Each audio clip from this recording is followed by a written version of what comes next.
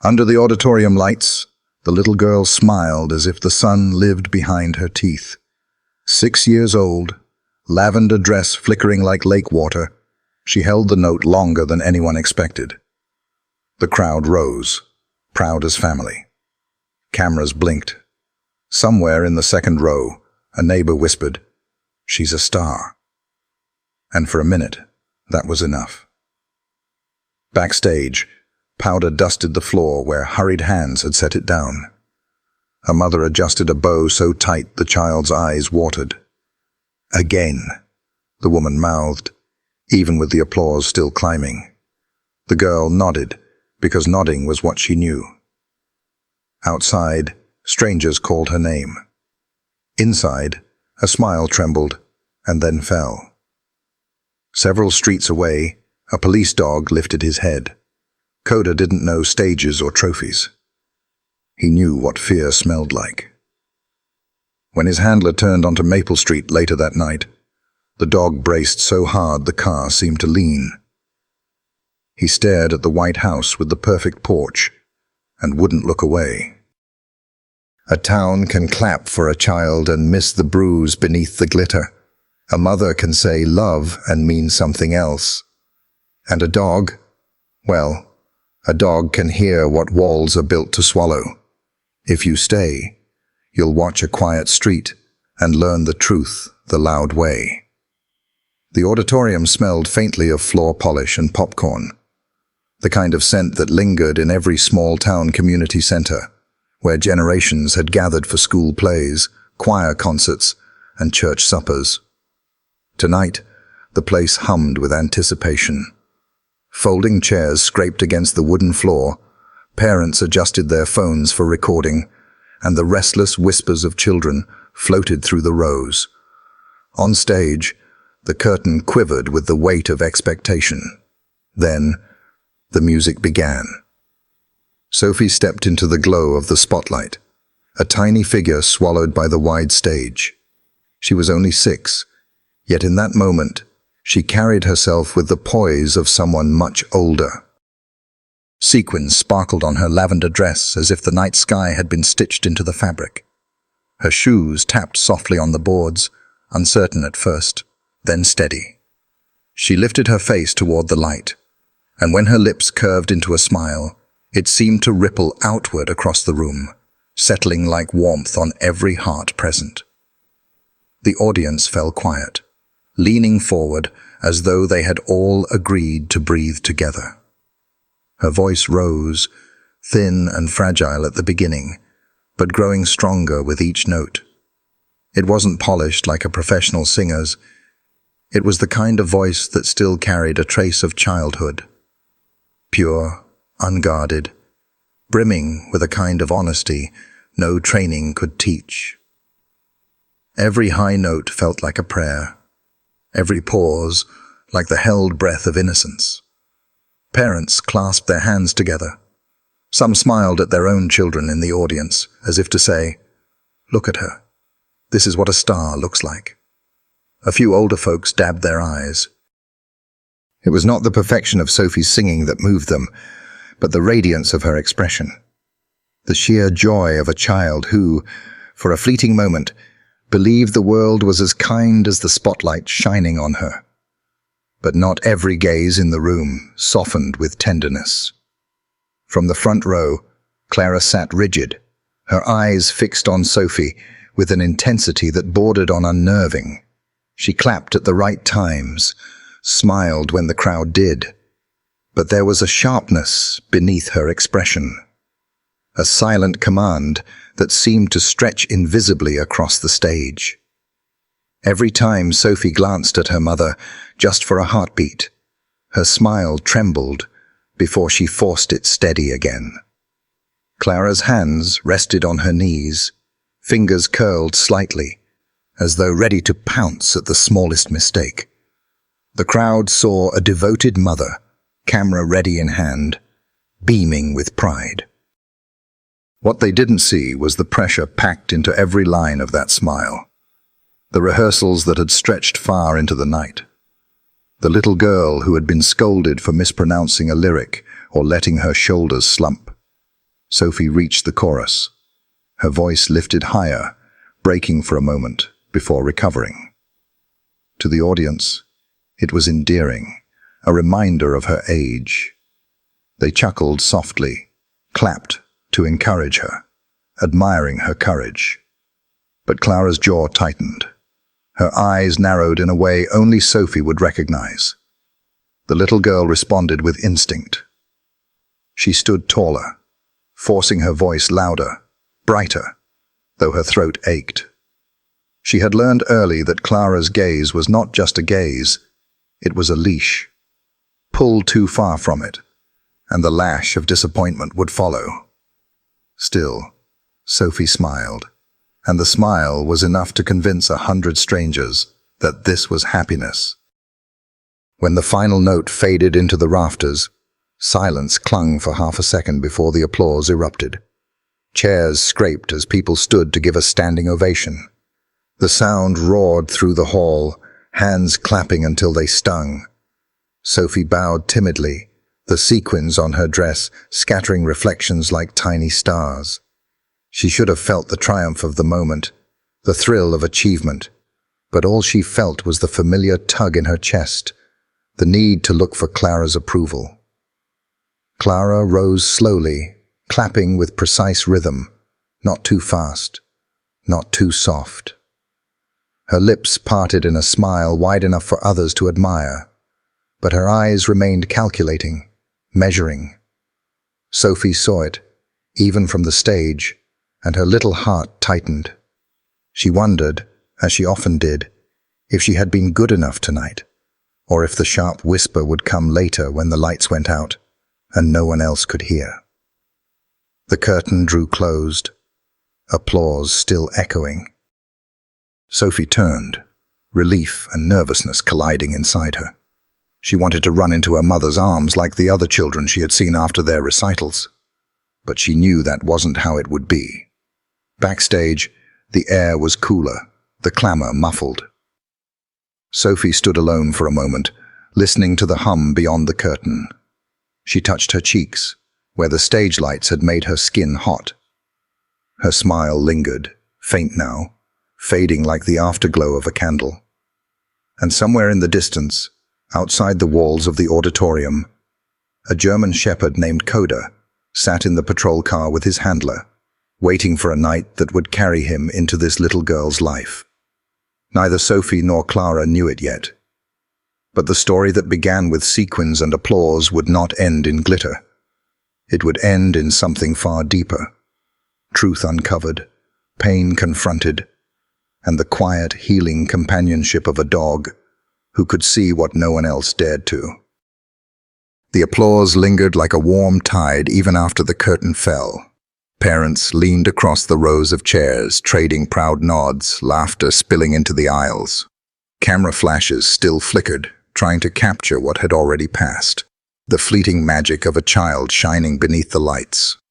Sophie's song remained in the air, a kind of echo that clung to people's minds. For most, it was a pleasant memory to carry home. For a few, it stirred something heavier. "I swear," a woman in the second row whispered to her husband, clutching her coat as she rose from her seat. "That little girl has a gift. 6 years old and already performing like that. It's remarkable." Her husband, tall and kind-eyed, nodded. "Clara's done wonders with her. You can tell she's been trained." His voice held admiration, though faintly edged with unease. Behind them, an elderly man leaned on his cane, shaking his head with a gentle smile. "She'll be a star, mark my words." "That girl's going places." The comments rolled through the rows like a current, buoyant with praise. But not every remark was coated in sweetness. Near the back of the hall, 2 women gathered their belongings, speaking in hushed tones that only those closest could hear. "I never see her outside," murmured the first, a neighbor who lived across the street from Clara. "Not once. My boy plays ball every evening on that block. Never seen Sophie join in. Not even hopscotch on the sidewalk." The second woman paused, frowning. "Really? That's strange. A child her age should be running wild in the yard, not locked up rehearsing. She's always practicing, the first woman replied, tugging at her scarf. Piano, singing, dancing, something. I hear it through the windows. Hours and hours. The lights in their house stay on so late. The second shook her head, though her voice softened. Maybe Clara just wants the best for her. Maybe? The first allowed, though her tone held a note of doubt. Her eyes lingered on the stage curtain as if seeing through it.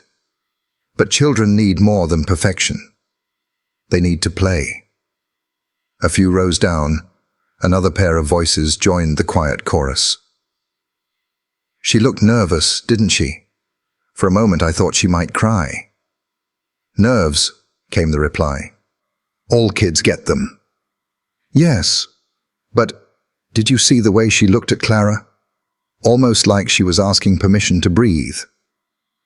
The conversation broke off when Clara herself appeared, stepping into the aisle with her purse slung neatly over her arm. She moved with a composure that demanded respect, her smile fixed in place, her words gracious as she accepted compliments. She's incredible, Clara. You must be so proud, one parent gushed. Clara inclined her head. Pride doesn't begin to cover it. Sophie has worked harder than anyone knows. This is only the beginning. Her voice carried enough warmth to soften suspicions, enough polish to redirect conversations back to admiration. But beneath the surface, a few uneasy glances passed between neighbors. Questions remained unspoken, buried beneath the glow of applause and the social courtesy that too often smothered uncomfortable truths. Outside, the night had deepened. The parking lot shimmered with headlights as families bundled into cars. Children bounced with leftover excitement, retelling their favorite acts, swinging their programs like flags. But in the quieter corners, whispers lingered. She never plays with the other kids. She looks so tired up there. She's only 6. Isn't that too much pressure? Each voice faded into the hum of engines and laughter, into the chorus of doors slamming and tires crunching on gravel. None of them rose loud enough to demand action. None of them pierced the bubble Clara had built around her daughter. And so the crowd dispersed, carrying both admiration and unease home with them. Two truths living side by side, neither fully acknowledged. Across the street, parked in the shadows, Officer Nathan Cole sat in his patrol car, idling. Coda, the German shepherd, rested in the back seat, his amber eyes alert.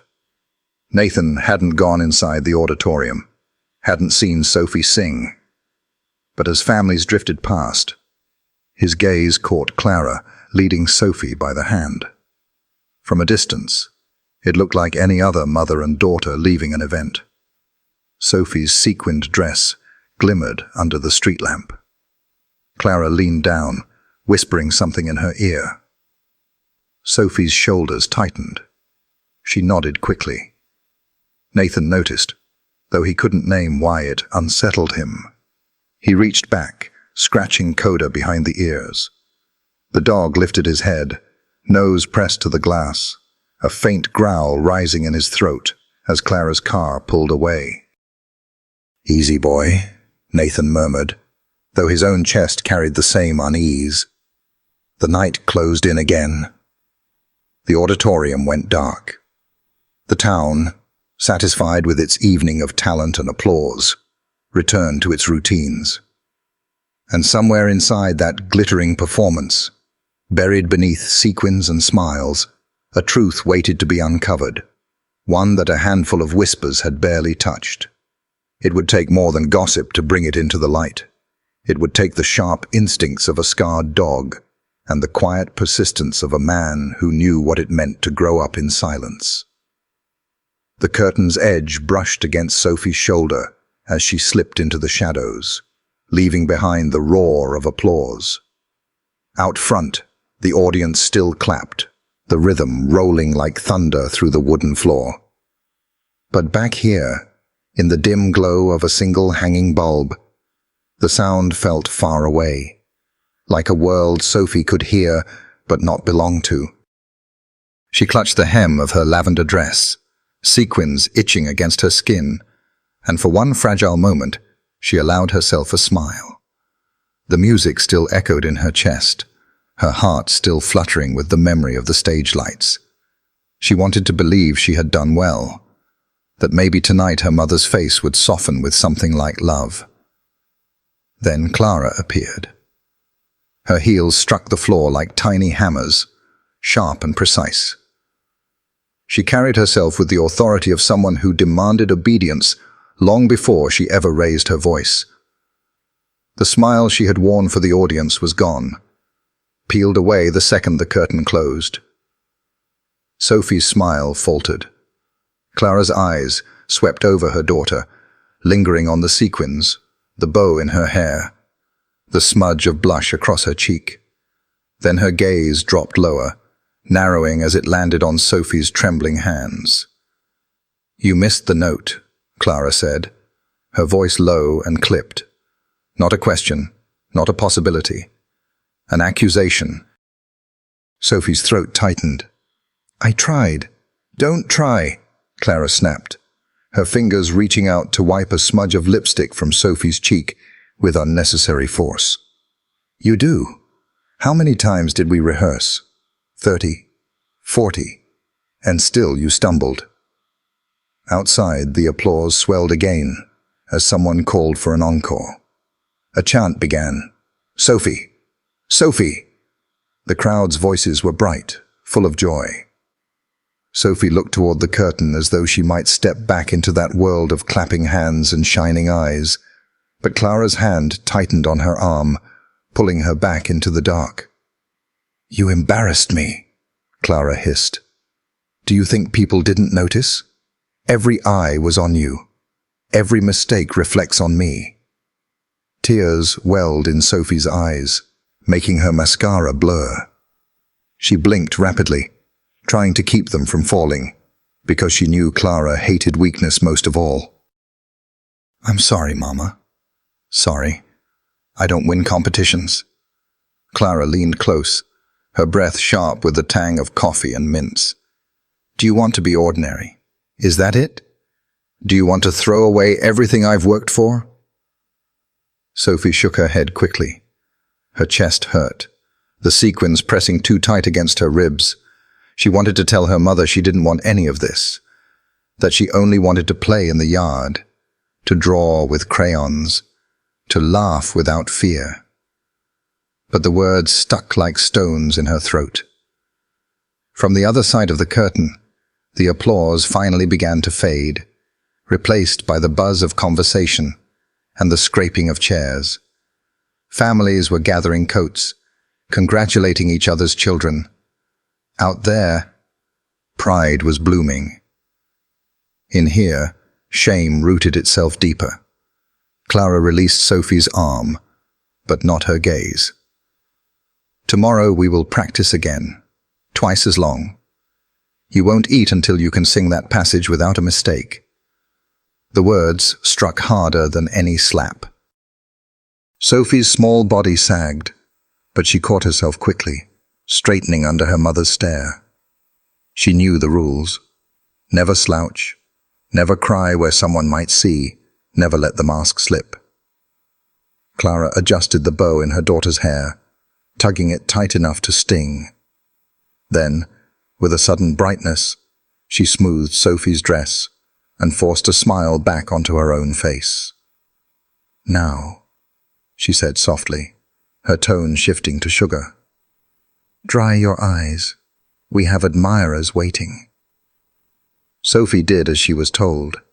She dabbed at her cheeks with trembling fingers, smearing the makeup further. When she stepped into the corridor where parents and children gathered, she forced her lips into that same stage smile, the one that had charmed the crowd just minutes ago. But her eyes, red and glassy, told another story. No one noticed. They were too busy congratulating Clara, too enchanted by the sequined dress, and the echo of Sophie's song. Compliments poured in. "She's a star. You must be so proud. She'll go far." Clara accepted them with grace, her hand resting firmly on Sophie's shoulder, steering her forward like a prize to be displayed. Only once did Sophie glance back, toward the darkened curtain where the applause had died. Her chest ached with the weight of the contrast, the world that cheered for her smile and the world that punished her tears. And in that quiet ache, something unspoken began to grow, a longing so simple it hurt, to be seen, to be heard, to be loved not for perfection, but for being a child. Far outside, a patrol car rolled slowly past the glowing building. Inside, Coda stirred, ears twitching as if catching an echo beyond human hearing. Nathan glanced at him, puzzled by the low whine that rose in the dog's throat. The sound was faint but urgent. It was the first note of a truth waiting to be uncovered. The applause faded into memory, the moment Sophie crossed her front door. Here there were no spotlights, no cheers, only the sharp tick of the metronome, and Clara's voice cutting through the stillness like a blade. "Again," Clara ordered, seated stiffly at the piano bench. Her fingers pressed keys with exact precision, striking chords that demanded perfection. Sophie stood in the center of the living room, still in her sequined dress. The fabric scratched against her skin, but she dared not ask to change. Her throat ached from singing hours earlier, yet she lifted her chin, forcing the song out once more. The clock on the wall crawled toward 11. Outside, the neighborhood was silent, porch lights extinguished, windows dark, families tucked into warmth and sleep. But in Clara's house, the night stretched endlessly, measured only by the relentless beat of the metronome. Sophie's small voice wavered as fatigue dragged at her. Her eyelids drooped, her knees trembled. She missed a note, faltering. The chord from the piano halted abruptly. Clara's sigh filled the room. "Do you think stars are made by yawning?" "Again." Sophie swallowed hard, summoning the breath to continue. Her voice cracked, thin as tissue. The living room looked like any ordinary space at first glance. Neat shelves lined with books, polished hardwood floors, a family portrait hanging above the fireplace. But if someone looked closer, the cracks in the illusion appeared. The toys in Sophie's room upstairs were coated with dust, untouched for months. A dollhouse sat with its door ajar, cobwebs strung across the miniature furniture. Crayons lay broken in their box, abandoned after too many nights when Sophie had been dragged away from her drawings to rehearse. Her world had narrowed to three things: music, Clara's commands, and the silence in between. Clara rose from the piano bench and walked toward her daughter, her heels clicking ominously. She adjusted Sophie's shoulders with a rough hand. "Stand taller, smile, even when you're tired." The audience doesn't forgive weakness. Her fingers pressed against Sophie's upper arm, where faint bruises bloomed beneath the fabric. The marks were not obvious to strangers, hidden beneath sleeves, carefully concealed by glitter and makeup. But Sophie felt them every time she lifted her arm, dull aches that throbbed like reminders of mistakes she couldn't erase. Clara's eyes narrowed. "You want to cry? Then cry when you win. Until then, keep going." The metronome resumed. The tick-tock filled the silence, hollow and merciless. Sophie sang again, her voice a shadow of the girl who had smiled so brightly under the stage lights hours earlier. The joy had drained out, replaced by fear and exhaustion. Still, she obeyed, because obedience was survival. At last, near midnight, Clara closed the piano with a sharp snap. "Enough. We'll start again tomorrow." Sophie exhaled in relief, though she hid it quickly. Clara's eyes lingered too long on any sign of weakness. "Go upstairs," her mother ordered. "Don't forget to ice your throat and sleep with your shoulders straight. Slouching ruins posture." Sophie climbed the stairs slowly, her sequins brushing against the railing. Her small hands trembled as she reached her room. She pushed the door open and stepped into a space that looked like it belonged to another child entirely. The shelves overflowed with stuffed animals, whose button eyes seemed to watch her with quiet accusation.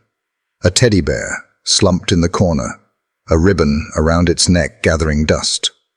A jump rope coiled neatly against the wall, its handles never warm from play. Sophie crossed to the bed, sitting carefully, so as not to wrinkle her dress. She stared at the toys for a long moment, her chest heavy with longing. They were pieces of a childhood she wasn't allowed to touch, fragments of a world she had been forbidden to enter. She reached for a small wooden horse, its paint chipped at the edges. She had once named it Jasper, whispering stories to it before bedtime. Tonight, she only held it for a moment, before setting it back on the shelf. Clara might come in to check, and Clara did not approve of distractions. Sophie pulled the covers up to her chin. Her body ached with the bruises hidden beneath her glittering costume, reminders of corrections disguised as discipline. She closed her eyes, but the silence pressed too heavily around her. It wasn't the peaceful silence of sleep, it was the suffocating quiet of a house where joy was locked away. Downstairs, Clara poured herself a glass of wine. She stared at the silent piano, her face softening briefly before hardening again. She told herself, this was love, this was sacrifice, that someday Sophie would thank her. But in the shadows of the hallway, where the moonlight crept through a window, the house itself seemed to sigh. The walls held the truth no one outside could see. And in the dark, Sophie whispered to herself, words she dared not speak aloud. I just want to play. Outside, the neighborhood remained still. Somewhere down the street, a dog barked once, sharp and distant, before falling quiet again. It would not be long before another dog, one with scars of his own, would hear the silence in this house and recognize it for what it was, a cry no one else could.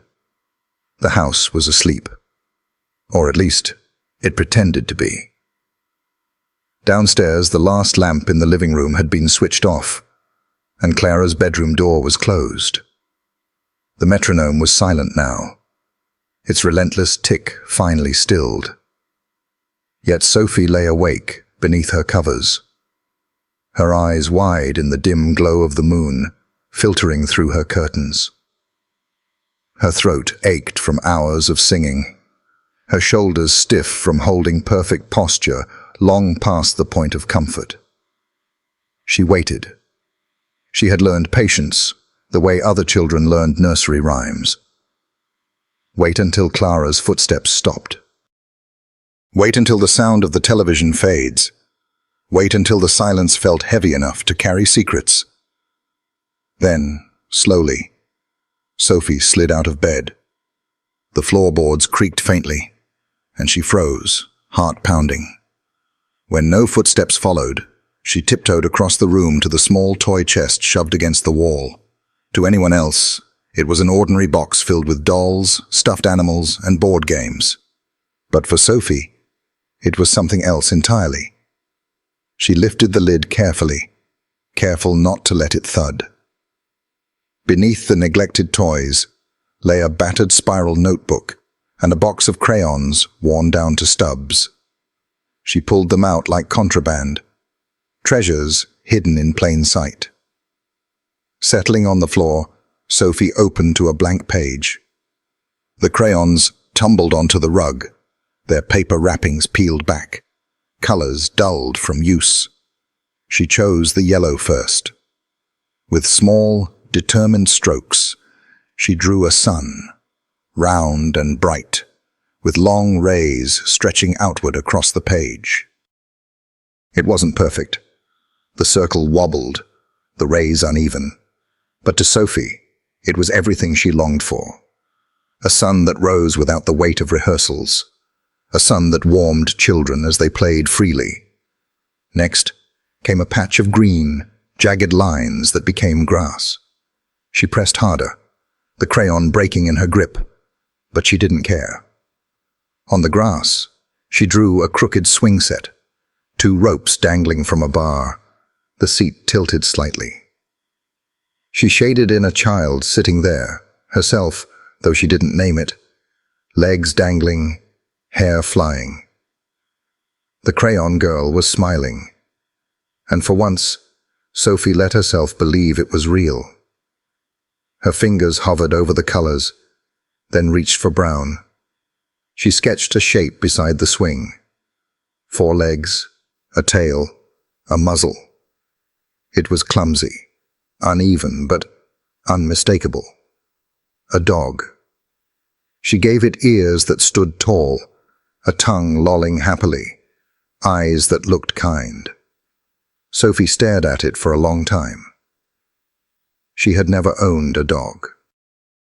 Clara said pets were dirty, a waste of time and money, but Sophie had seen them in parks when Clara rushed her past, tugging her arm before she could stop to watch. She had seen children laugh as dogs chased sticks, tails wagging like metronomes of joy. Sophie had always turned her head, trying to catch one last glimpse, as though saving it in her heart. Now, on the page, she made the dog her own.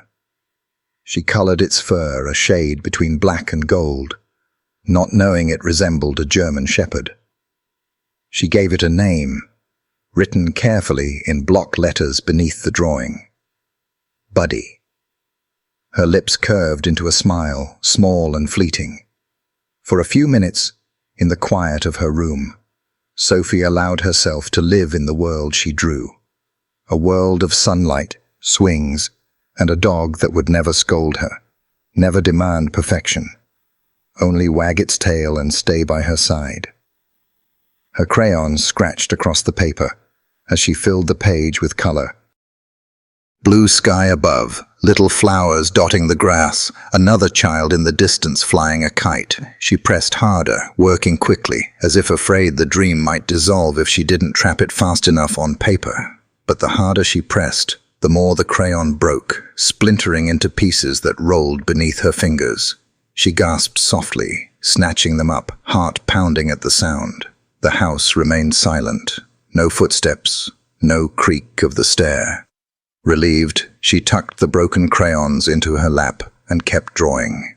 Her chest felt lighter, her breaths slower, as if each line she sketched siphoned off some of the weight she carried.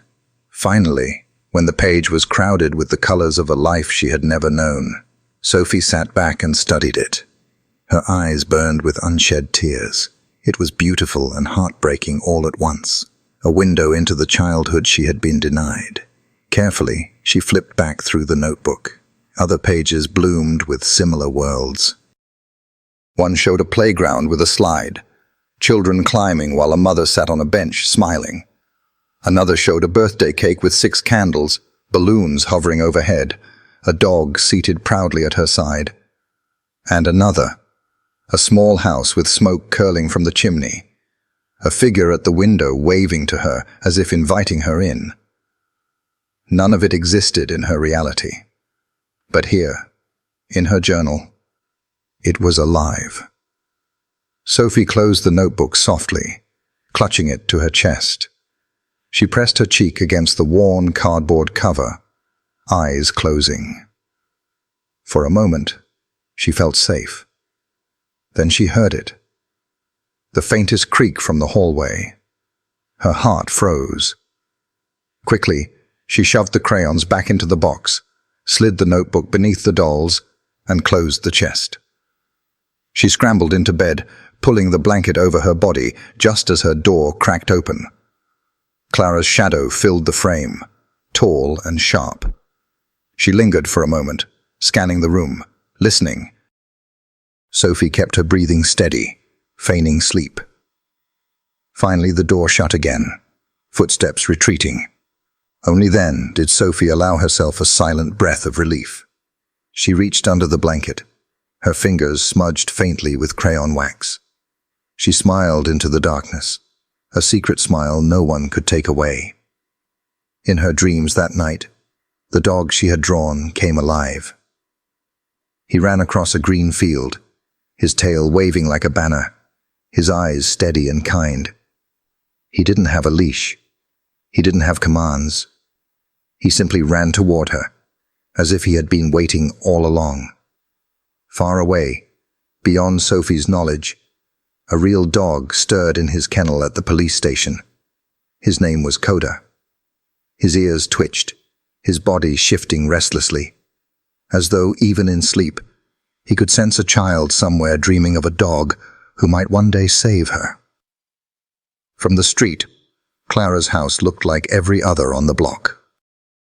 White shutters trimmed the windows, geraniums bloomed in terracotta pots on the porch, and a small brass knocker gleamed on the front door. If a passerby were asked, they might have said it was the picture of order and pride, a home where discipline was valued, where children were raised to succeed. Most evenings, as twilight folded itself over the neighborhood, the sound of music drifted from behind those windows. Piano scales, repeated with mechanical precision. Vocal exercises. Do, re, mi, fa, rising and falling in tireless patterns. To the neighbors, the house was alive with ambition. "Clara's so devoted," Mrs. Kendall, who lived 2 doors down, remarked often. She watered her roses in the evenings, pausing to listen as Sophie's voice carried faintly on the breeze. You can tell she wants Sophie to be something special. Not many kids these days have that kind of dedication. Her husband, leaning against the fence with a pipe in hand, would nod. Better than letting her waste time with television or running wild in the streets. That girl will go far. What they didn't hear were the muffled sobs pressed into pillows between scales. On Saturday mornings, while other children dashed to playgrounds or rode their bikes along the sidewalks, Sophie's curtains remained drawn. From time to time, neighbors caught glimpses. Clara adjusting Sophie's posture by the piano. Sophie standing stiff in a sequined rehearsal dress while sunlight glinted off the glass. They assumed it was diligence, a child groomed for greatness. "I don't know how she does it," another neighbor murmured to her friend as they passed by with their strollers. 6 years old, and already so committed. "My Lily can't even sit still for 5 minutes." Her friend smiled, though faintly. "It's impressive. Yes. But doesn't she ever play outside?" The question hung in the air, uncomfortable, before being smoothed over with another answer. "She's destined for the stage. That's her play." And so the silence of doubt was buried beneath admiration. One evening, Mr. Thompson, whose back porch faced Clara's yard, stepped outside to bring in the laundry. He paused, listening. Through the thin summer air, Sophie's voice floated. Sweet at first, then cracking under the weight of repetition. Clara's sharper tone followed, firm, instructing, demanding, again and again. Then came silence, broken by the piano striking notes like a hammer. Mr. Thompson frowned. He thought of his granddaughter, who loved to twirl barefoot in the grass, her giggles ringing louder than any instrument. Sophie's voice didn't sound like that. It sounded tired. He stood there a moment longer, troubled. But then he shook his head and folded the laundry basket against his hip. "None of my business," he muttered, retreating indoors. That was how it was with everyone. They noticed just enough to feel a flicker of unease, but not enough to let it grow into action. Clara's reputation shielded her, polished and unassailable. She was the mother who sacrificed for her daughter's talent. The community admired her for it, even envied her. When Sophie walked to the car with Clara, dressed in glittering costumes for competitions, heads turned with approval. "Look at that little star," someone would whisper. Sophie kept her chin up, the mask of her stage smile firmly in place. No one looked closely enough to see the shadows beneath her eyes, the way her small fingers clutched her notebook, tighter than her sequins. At night, as porch lights flickered on, and the neighborhood settled into the lull of evening, Clara's house remained lit long past the others. Music spilled through the closed windows, scales climbing, falling, climbing again. To those who passed on late walks, it sounded like dedication, a gift being sharpened. But if they had pressed their ear closer, if they had strained past the notes, they might have heard something else. The faint hitch of a breath between verses, the quiet sob swallowed down, the desperate silence after Clara's reprimand. They did not, and so Sophie remained invisible in plain sight, praised by strangers, displayed like a trophy, yet unseen in the ways that mattered. The neighbors went on with their lives, proud of the prodigy in their midst, never realizing that the house they admired so deeply was not alive with ambition, but weighed down with silence. On one particular evening, as the crickets began their song and porch swings creaked with the rhythm of conversation, the German shepherd down the block stirred. Coda's ears twitched, his body rising from where he lay in Nathan Cole's yard. He paced toward the fence, nose tilted to the breeze, catching something faint that humans couldn't. A whimper, a sound too soft for neighbors to register, but not too soft for him. Nathan, sipping coffee on his porch, glanced at the dog. "What is it, boy?" Coda didn't answer, of course. He only sat, staring at the line of houses, his amber eyes fixed on one in particular, the one with lights still burning, piano scales still echoing, and silence folded so carefully behind its walls that no one else could hear. No one, except him. The hum of the cruiser filled the night, low and steady, blending with the distant chorus of crickets. Officer Nathan Cole kept one hand on the steering wheel, the other resting casually on the console. The dashboard cast a faint green glow across his face, carving the lines of someone younger than his eyes suggested. He was only 32, but life had etched wear into his expression, a quiet heaviness that came from memories not easily put aside. Most who met him saw a man steady and approachable, the kind of cop who bent down to a child's level when asking questions, the kind who kept granola bars in the glove compartment in case he met someone hungry. Compassion had become his armor, but beneath it lingered scars from a boyhood no one in town knew about. Nathan had grown up in a trailer park 3 towns over, raised by a father whose fists spoke louder than his words. Nights had been filled with the sound of glass breaking, his mother's muffled sobs, and Nathan himself curling under a thin blanket, wishing someone, anyone, would notice. No one had. Teachers praised his grades, neighbors remarked how polite he was, and the bruises were explained away with shrugs. He had learned early that silence could bury truth deeper than dirt. It was a lesson that shaped him into the man he became, a man who now scanned every street, every house, as if looking for the signs he once wished someone had seen. Beside him, Coda shifted in the back seat.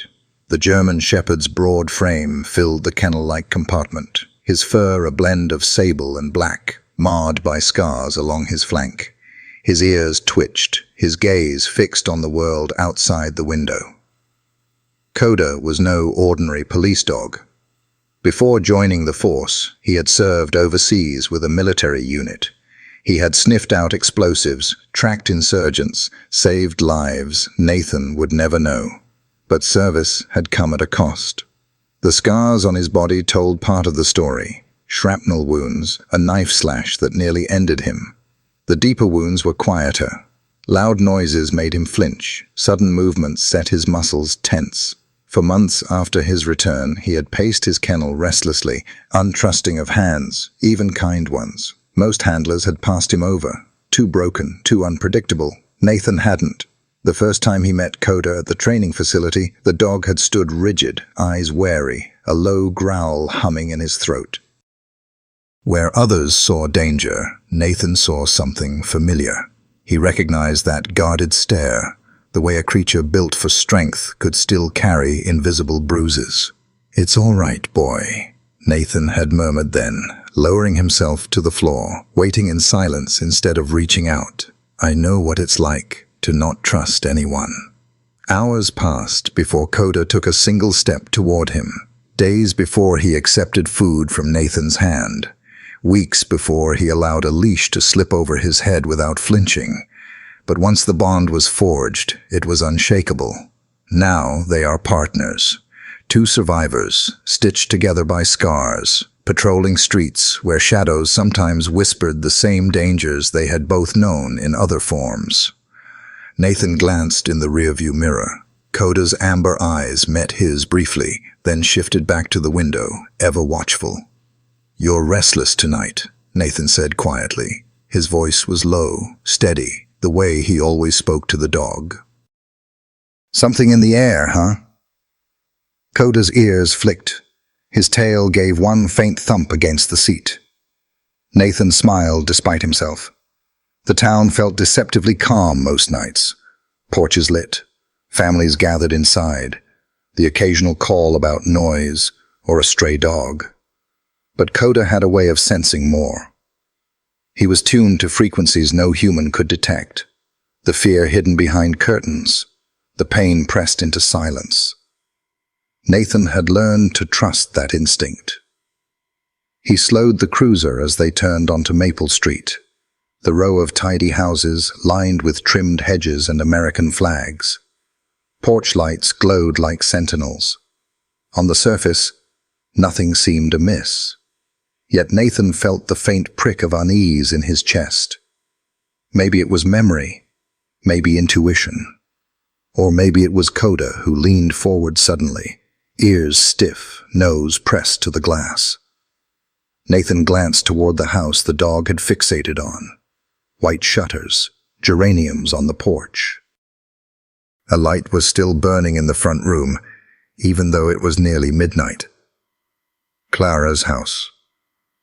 Nathan had seen the woman in passing. Well-dressed, confident, her little girl always trailing behind in glittering costumes. People spoke of them with admiration, praising Clara's dedication, marveling at Sophie's talent. Nathan hadn't paid much mind, not yet. But tonight, Coda's low rumble broke the silence inside the cruiser. It wasn't aggression, not exactly. It was something deeper, an unsettled sound that Nathan had learned to take seriously. "Easy, boy," he said again, though his eyes lingered on the glowing window. A faint line etched itself into his brow. He remembered his own childhood nights, staring at the ceiling while the world outside went on. Neighbors none the wiser. No one had knocked on his door. No one had asked if he was okay. Nathan tightened his grip on the wheel. "We'll keep an eye," he murmured. Coda quieted, but his gaze never left the house. As the cruiser rolled on, Nathan felt the familiar ache of recognition settle in his chest. He didn't know why the sight of that tidy little home unsettled him. Not yet. But something told him that silence could hide far more than songs drifting from a piano. And Coda, scared, vigilant, unrelenting, would be the first to hear it. The shift ended long past midnight. The town lay quiet, its storefronts dark, the streets emptied of traffic. Nathan guided the cruiser back to the station, completed the paperwork with the tired efficiency of routine, and finally returned home. By the time he parked in his gravel driveway, The world was wrapped in silence, the kind of silence that made every sound, the crunch of his boots, the creak of the porch boards, feel amplified. Coda leapt down from the cruiser with practiced ease, his nails clicking against the driveway. He stretched once, long and low, then padded toward the front steps, pausing to glance back at Nathan as if making sure he followed. Inside, Nathan flicked on a lamp, casting a warm circle of light over the modest living room. The house wasn't much. 2 bedrooms, a sagging couch, shelves lined with second-hand books, but it was steady, safe, the kind of place he had once wished for as a child, and now fiercely protected as an adult. Coda settled on the rug, watching Nathan hang his jacket on the hook by the door. His ears tilted forward, his gaze steady. There was always something about the dog's eyes, alert, knowing, that made Nathan feel less alone. "All right, partner," Nathan murmured, pulling a brush from the shelf. "Let's get you fixed up." He crouched beside Coda, running the bristles through the dog's thick coat. Loose tufts of fur gathered quickly, evidence of the old scars and new growth beneath. Coda sat still, his body heavy with trust, his eyes half closed as if savoring the simple ritual. Nathan worked slowly, careful around the long scar that curved along Coda's flank. His hand lingered there a moment, fingers brushing the ridged skin. "You earned this one overseas, didn't you?" he whispered. Coda shifted slightly, but didn't pull away. It struck Nathan often, how similar they were. Both carried histories written in marks invisible to most. His own scars weren't on his skin, but they ran just as deep. Childhood memories surfaced sometimes without warning. The slam of a door, the sting of shouted words, the sound of silence after fists. He had learned to hide them behind smiles, behind competence. Coda didn't hide. Coda felt everything. Nathan noticed it most in moments like this. His brush slowed, his thoughts drifting somewhere darker, and Coda's head lifted. The dog's ears twitched, his gaze sharpened, and then, without command, he leaned forward until his muzzle rested against Nathan's arm. The weight of it was grounding. Solid. Real. Nathan exhaled, tension loosening in his shoulders. "You always know, don't you?" Coda thumped his tail once against the rug. No tricks, no commands, just presence. It was uncanny how the dog seemed to read him. When nightmares woke Nathan in the small hours, Coda would pad into the bedroom, curling at the foot of the bed until sleep found him again. When stress knotted his chest after a difficult call, Coda would lean close, pressing his weight against him like an anchor. The empathy wasn't taught. It was instinct, raw and unexplainable. "You're better at this than most people I know," Nathan admitted quietly. The brush moved in slow, even strokes, the rhythm soothing them both. Coda's eyes softened, lids heavy, but his ears flicked at every faint sound in the house. The creak of pipes, the rustle of leaves outside.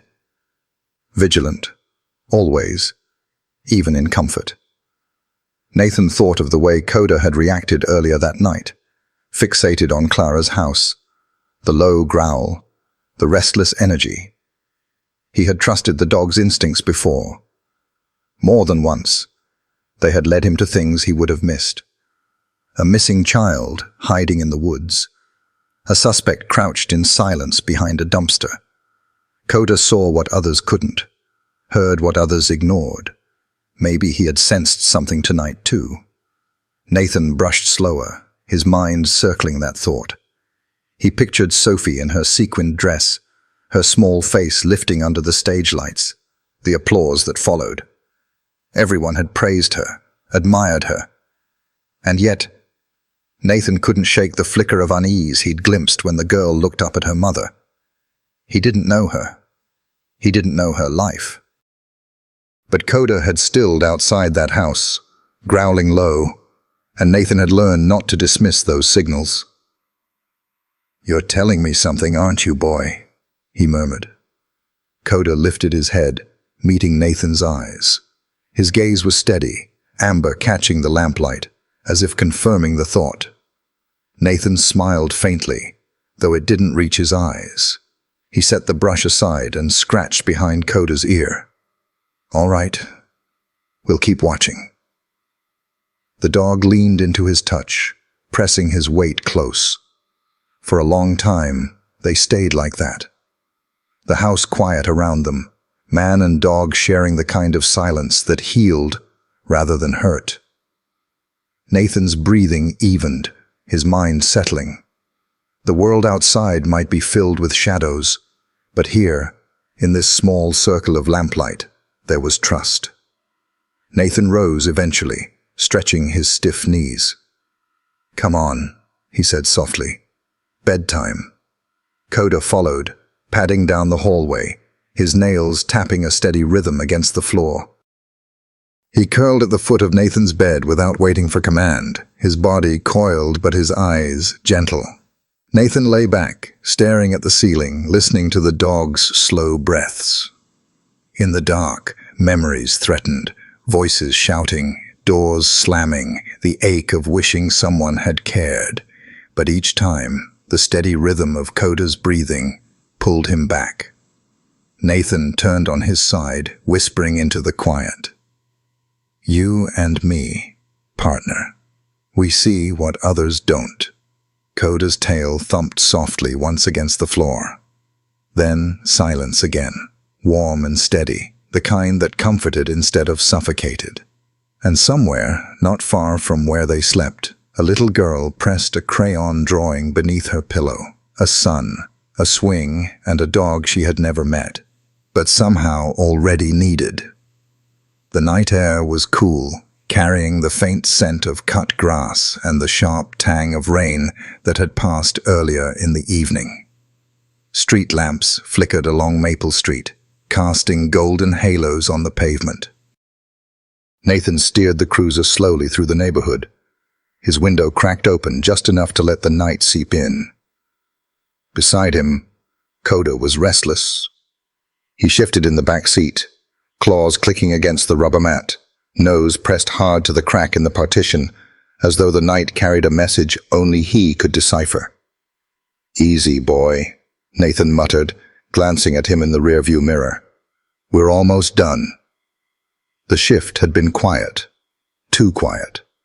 A noise complaint on the other side of town, a false alarm from the hardware store's security system.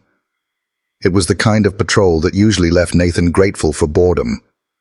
But tonight, he couldn't shake the edge in Coda's movements. They turned the corner, tires crunching softly on the gravel edging the road. That's when Coda froze. His entire body went rigid, ears pricking high, tail stiffening into a straight line. His amber eyes locked on a house just ahead. White shutters, geraniums on the porch, a single light glowing in the living room window. Clara's house. Nathan slowed instinctively. "What is it?" Coda didn't move. A low growl rumbled in his chest, deep and steady, not sharp like the alert to an intruder, but weighted, uneasy. His nose twitched, pulling at scents carried invisibly through the air. Nathan pulled the cruiser to the curb, headlights washing across the tidy lawn. The house looked ordinary, picture perfect, even, curtains drawn neatly. The porch swept. A child's bicycle leaned against the side of the steps, tires a little dusty, but otherwise intact. Nothing about it screamed danger. Still, Coda wouldn't budge.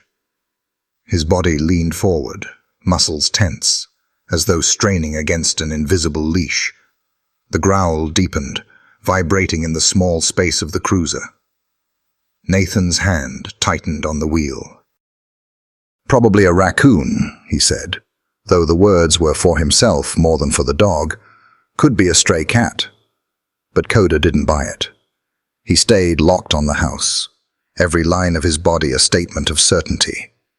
Nathan let the engine idle, watching the windows. He told himself he was just being thorough, just giving Coda a chance to settle. Minutes ticked by. A clock on the dash glowed 11:42. Inside the house, the faintest shadow flickered past a window, quick, almost imperceptible. Nathan leaned forward, frowning. Maybe Sophie is getting a glass of water. Maybe Clara adjusting the blinds. Nothing suspicious. Nothing actionable. Yet Coda's growl didn't fade. His nose pressed harder against the glass, fogging it with breath. His tail remained stiff, unmoving. Nathan sighed. "You're not letting this go, huh?" Coda's only response was a soft whine, one paw lifting as though ready to step forward, if only the door would open. Nathan felt something stir in his chest, a memory he didn't want. Nights in his childhood home when everything outside had seemed calm, neighbors chatting, televisions glowing in windows, while inside the silence carried weight like chains. He remembered wishing someone would notice, that someone would stop and say, "Something doesn't feel right here." The cruiser's radio crackled, startling him back. Dispatch checking in, a routine call. Nathan lifted the mic, responded with a steady voice, then let the silence close again. Coda still hadn't moved. Nathan rubbed a hand over his face, weariness creeping in. "All right, boy. 5 more minutes. Then we've got to finish." Those 5 minutes stretched long. Nathan sat there, eyes drifting from the glowing window to Coda's unyielding posture. It was uncanny, the dog's persistence. Most times, when it was a stray animal, or a scent long gone, Coda lost interest quickly. But tonight, he stayed rooted, as though the house itself demanded his vigilance. At last, Nathan tapped the wheel twice and shifted the car into gear. "We'll keep an eye on it," he promised softly. "But we can't sit here all night." Coda's growl softened to a whine as the cruiser pulled away. His body still angled toward the house until it vanished from view.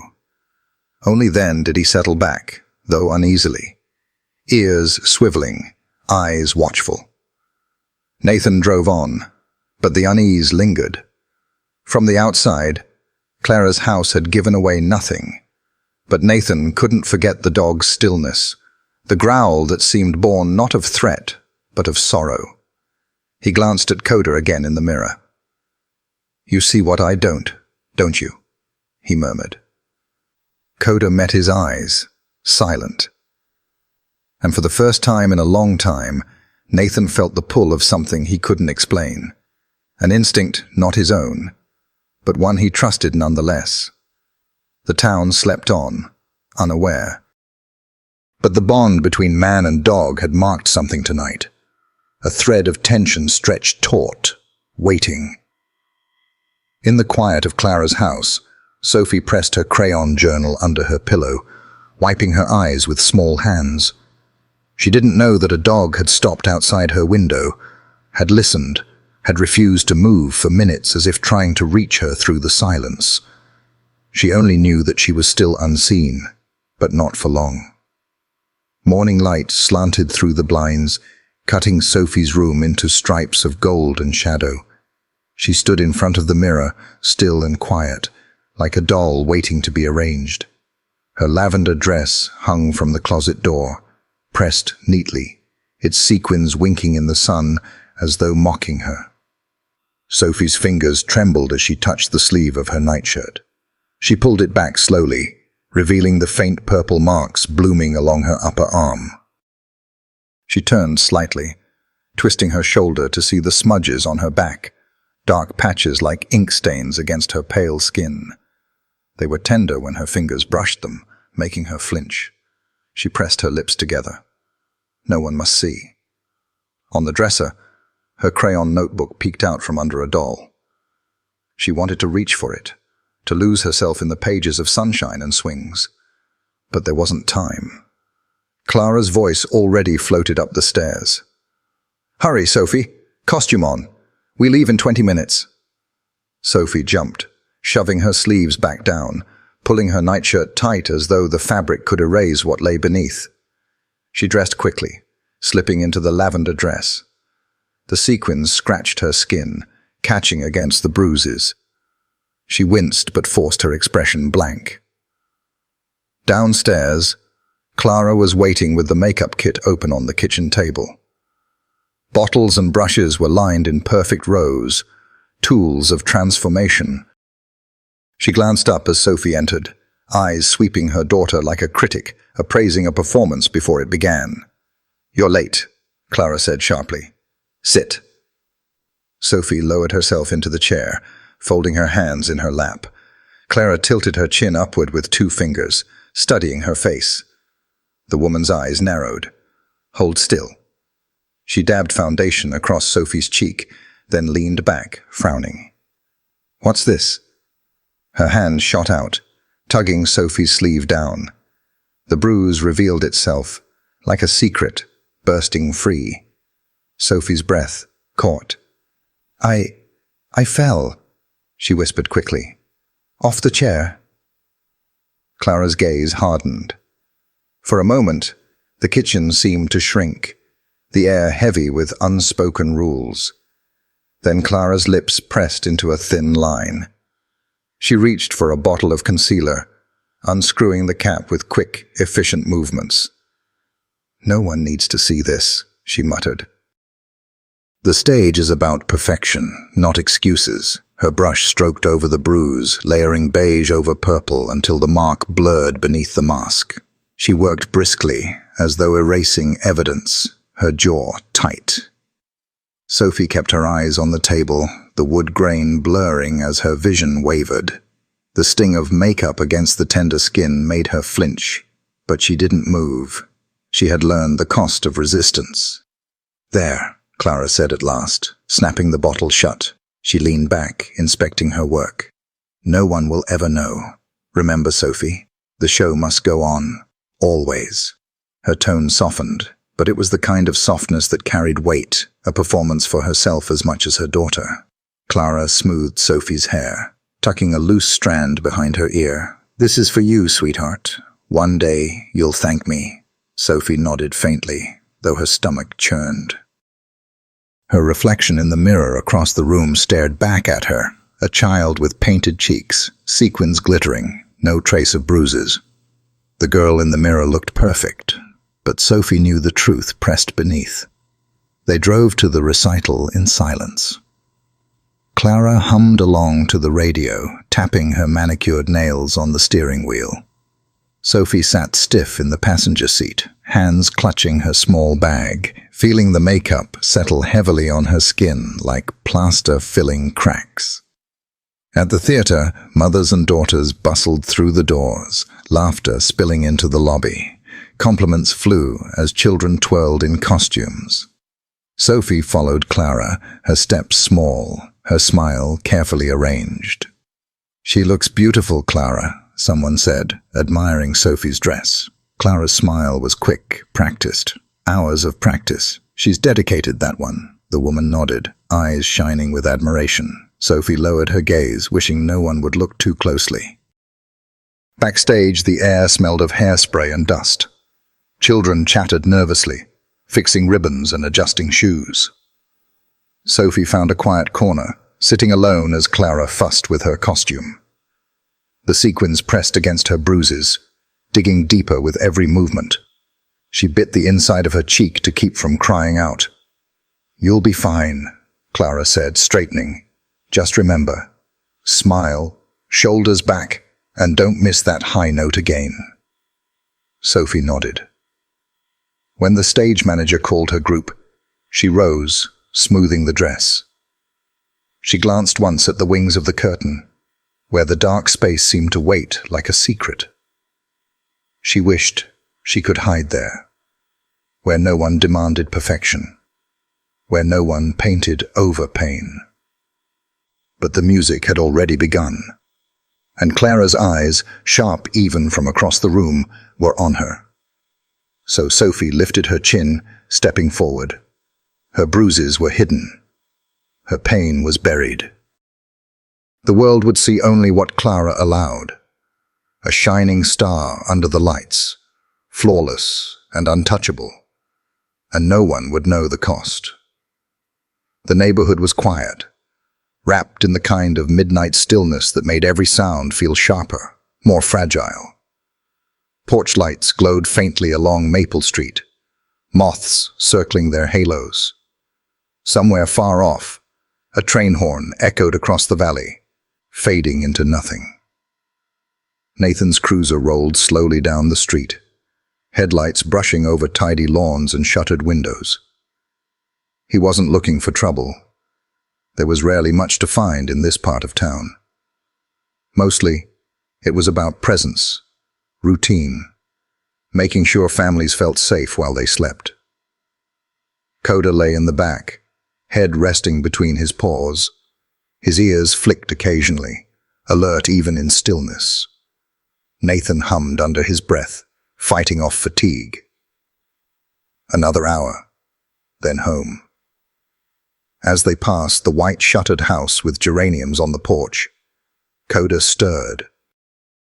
His head snapped up, ears pricking high. A low vibration rumbled in his chest.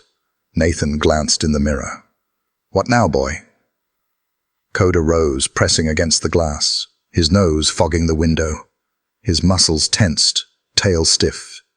Then, from somewhere within the quiet house, it came. A sound so faint, Nathan almost doubted it.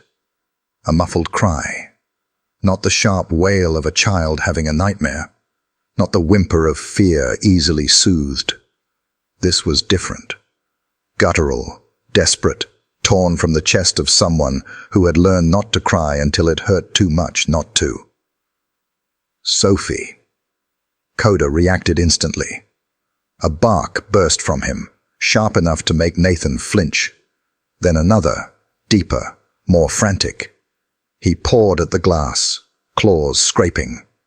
His body surged forward, as if he could break through the barrier and reach her. "Easy," Nathan said, pulling the cruiser to the curb. But Coda wasn't listening. He was locked in the house, a force of pure instinct. He barked again, then howled, long, mournful, piercing the night. Nathan cut the engine, heart thudding. He stepped out, gravel crunching beneath his boots, and let Coda out too. The shepherd leapt to the sidewalk, head low, nose working furiously. He pulled against the leash with raw urgency, claws scratching at the pavement, as though trying to dig his way to the front door. The cry inside had already stopped. The silence returned, thick and unbroken. But Coda didn't calm down. He whined, paced, then planted himself, body rigid, eyes fixed on the shuttered windows. His growl was deep, unrelenting, carrying sorrow Nathan couldn't ignore. Nathan swallowed, unease crawling up his spine. "I didn't hear anything else," he murmured, though his voice lacked conviction. Coda's paw struck the step leading up to the porch, nails scraping the wood. His whole body shook with urgency. He howled again, the sound raw and aching, the kind of sound that made neighbors stir behind curtains. As lights flicked on up and down the street, a window across the road creaked open. Mr. Thompson leaned out, squinting into the dark. "Officer Cole, what's going on?" Nathan tightened his hold on Coda's leash. "Nothing to worry about," he called back quickly. "The dog must have picked up a raccoon." The neighbor grunted, muttering something about restless animals, and shut the window. The street sank back into uneasy quiet, but Nathan's chest still throbbed with tension. He crouched beside Coda, gripping the dog's collar. "What is it, boy? What do you hear?" Coda's ears swiveled toward the house. His body was a bowstring pulled tight, every fiber straining toward something Nathan couldn't see. Then, with a soft, broken whine, he pressed his head against Nathan's chest. Nathan froze. The dog had done this before, during search missions, when they found survivors buried beneath rubble. It was Coda's way of saying, "Someone needs us." Nathan's throat tightened. He looked at the darkened windows again. Everything about the house whispered normalcy. Curtains drawn, porch swept, geraniums blooming. No movement, no sound. If he knocked, Clara would likely smile politely, assure him everything was fine, and shut the door. And without evidence, without cause, he had no right to push further. But Coda's body trembled against him, the low growl still alive in his chest. Nathan exhaled slowly, torn between the law and his gut, between silence and instinct. "All right," he whispered. "We'll keep watch." He led Coda back to the cruiser, though the dog resisted, glancing over his shoulder with every step.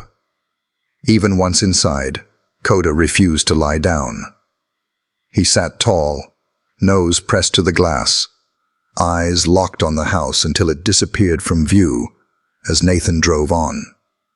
The rest of the patrol passed uneventfully, but Nathan couldn't shake the echo of that sound, so faint, so fleeting, yet lodged deep in his mind. A child's cry. A dog's howl. Two voices joined in the night, unheard by anyone else. When Nathan finally parked in his driveway, fatigue should have dropped over him like a blanket.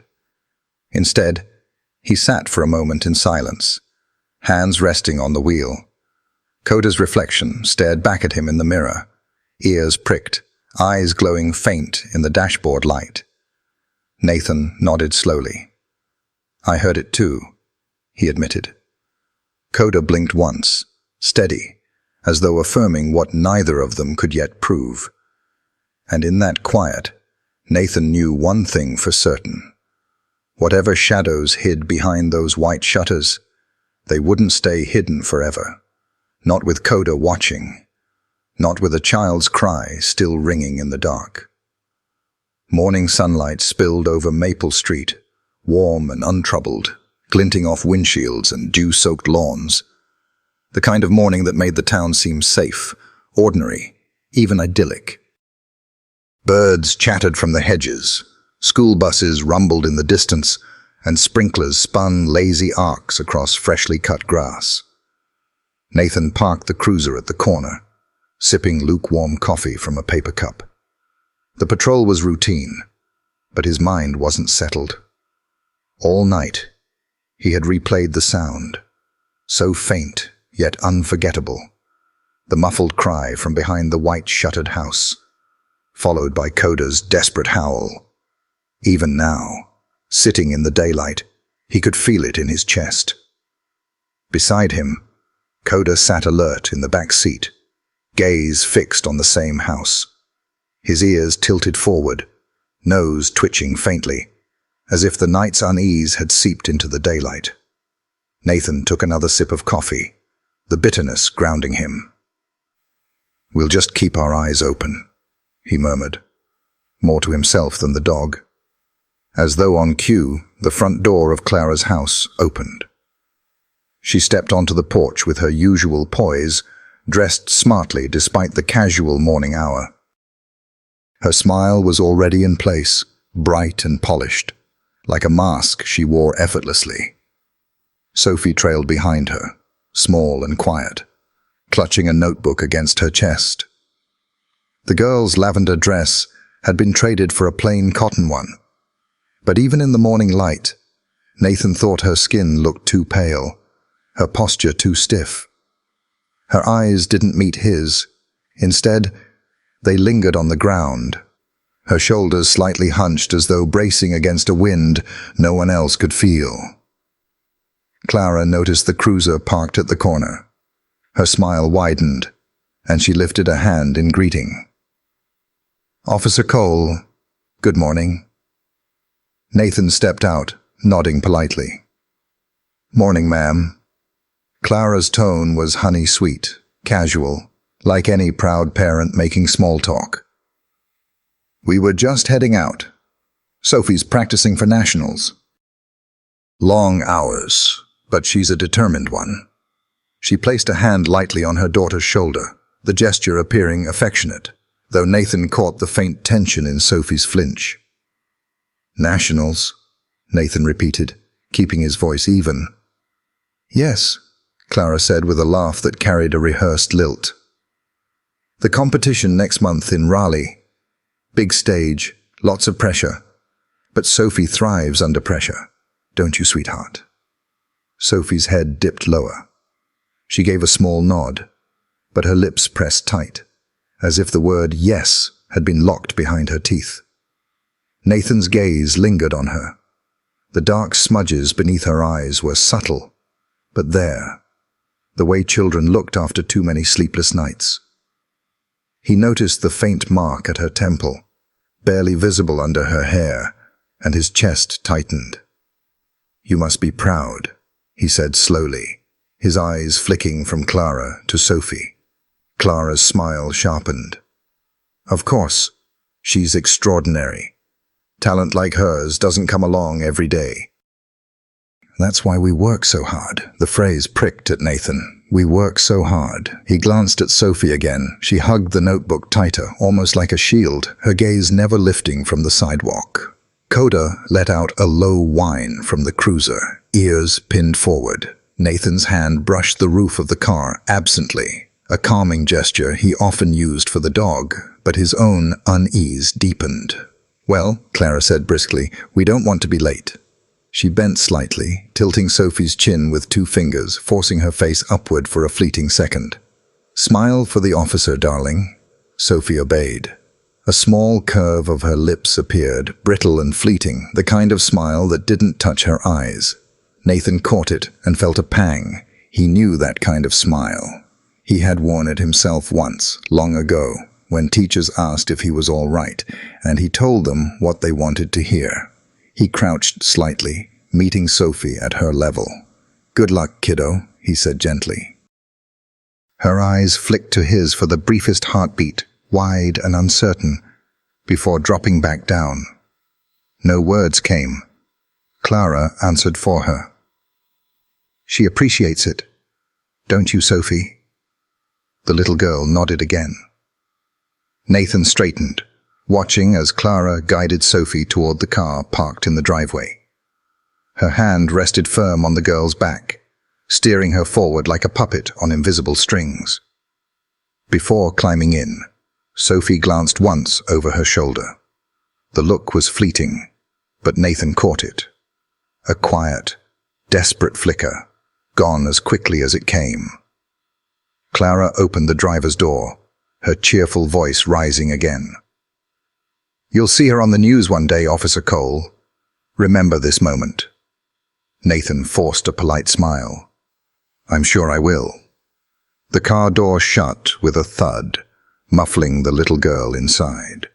The engine rumbled, and within moments the vehicle pulled away, disappearing down the street.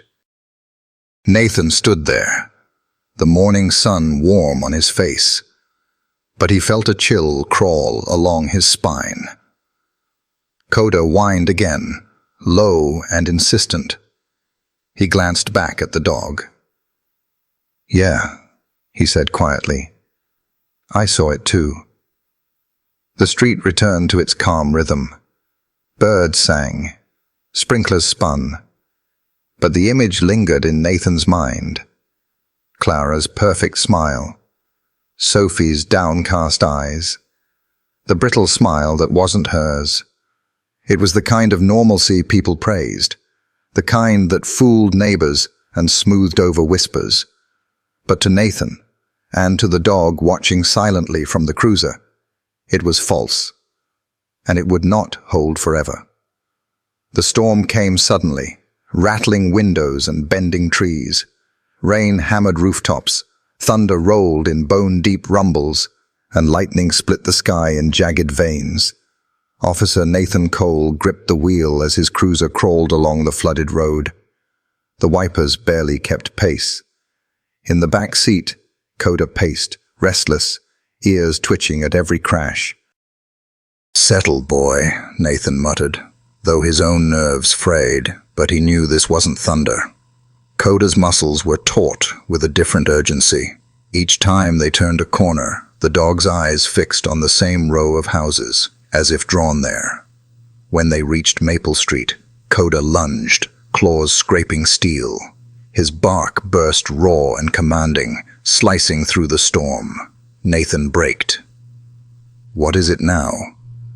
Coda pressed against the door, barking harder, nose locked on one house, Clara Hartman's. White shutters blurred with rain, porch drenched, geraniums whipped by wind. From the outside, it looked like every other house fighting the storm. But Coda's reaction was anything but ordinary. Nathan pulled to the curb, rain hammering the roof. The shepherd shoved forward the moment the door cracked. Nathan held tight, leash burning in his palm as the dog dragged him toward the house, barking like a creature possessed. Lightning flashed, revealing curtains fluttering upstairs. Then darkness. Nathan's pulse quickened. He crouched, gripping Coda's collar. The dog howled, long, mournful, piercing. Neighbors stirred. A porch light flicked on. "Everything all right, officer?" Someone shouted. "Routine check," Nathan called back, forcing calm. But Coda dropped to his belly, pawing at the porch, whining as if begging Nathan to understand. Then Nathan saw it. A fleeting silhouette in the upstairs window. Small. Still. A child. Sophie. The curtain yanked aside as if by another hand. Darkness swallowed it again. Coda barked wildly.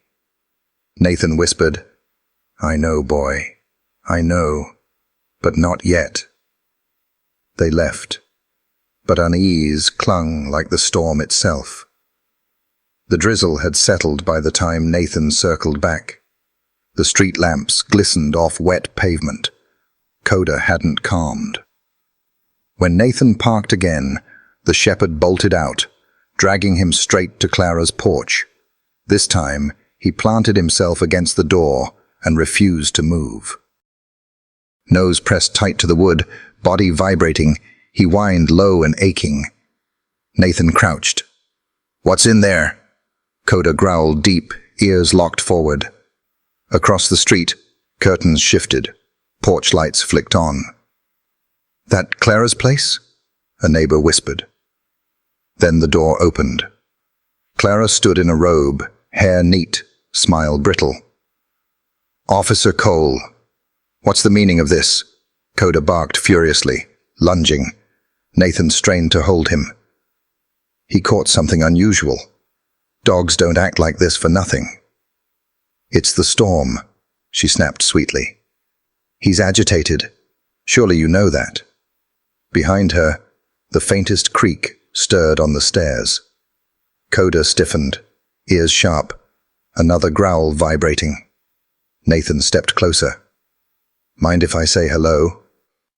Clara's smile froze. "It's late. She's asleep." Neighbors whispered louder, watching. Nathan knew the law. No proof, no entry.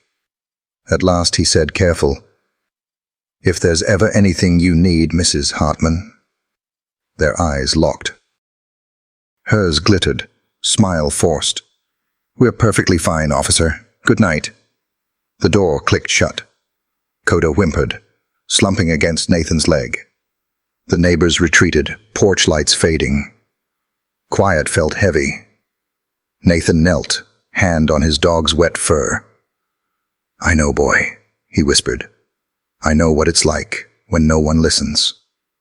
Long after midnight, Nathan sat at his kitchen table. The storm had passed, leaving the air damp and silent. A cold mug of coffee sat in his hands. Coda lay tense on the rug, still glancing toward Clara's house across town. Nathan rubbed his face, weighed down by rules. Without bruises, screams, or testimony, there was nothing to file. A muffled cry, a dog's howl, a fleeting silhouette. None of it would hold. Push too hard, and Clara could claim harassment. Worse, she'd lock Sophie in tighter. But Nathan couldn't shake it. The girl's eyes, Coda's howls. His gut knew. A memory surfaced. 8 years old again, lying in a trailer that smelled of stale beer. His father's fists, his mother's cries, the neighbor's silence. The next day, smiles, sunglasses, hiding bruises. No one asked, no one helped. Nathan swallowed hard. He looked at Coda, the shepherd scarred by his own battles, once abandoned, now unwilling to leave Sophie behind. "What am I supposed to do?" Nathan whispered. Coda's steady gaze seemed to answer. "Trust me." He could file a note, build a case quietly. It wouldn't save her tonight, but it was something. He rose, pacing the kitchen, torn between duty and memory. If he waited too long, Sophie might learn what he once had, that no one was coming. Coda pressed against his hip, grounding him. Nathan whispered, "I can't let her disappear into the cracks." He opened his notebook, pen hovering. Slowly, deliberately, he wrote, "Maple Street, white shutters, child's cry, Coda agitated, Clara is evasive, possible bruises." The words looked small, powerless, but it was a beginning. He closed the book, hand resting on it like a vow. "We'll get her out," he said softly, "no matter how long it takes." Coda's tail thumped once against the floor, quiet but sure. Nathan leaned back, staring into the dim kitchen. The weight of uncertainty pressed heavy, but beneath it, resolve stirred.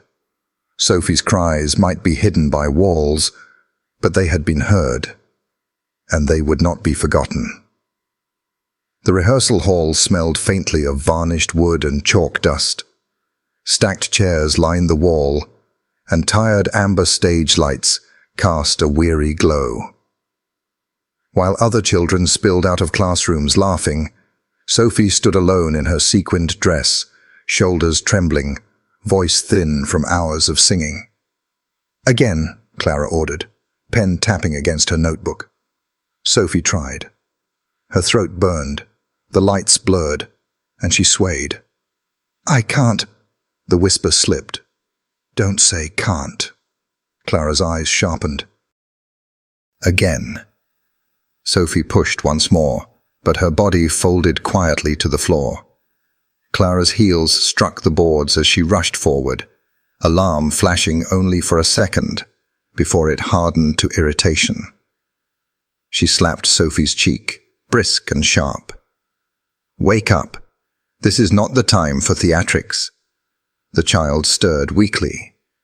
Clara shook her shoulders, coaxing her upright. "Sit up. Now." Sophie obeyed, limp and glassy-eyed. From the side, Mrs. Green's voice trembled. "Clara, maybe she needs a break." "She's fine," Clara said coldly. "Prone to dramatics. Discipline is part of success." Mrs. Green's protest wilted under her glare. She adjusted her handbag, fell silent, and slipped out, complicity sealed in quiet footsteps. "Stand," Clara commanded. Sophie's legs shook, but she rose.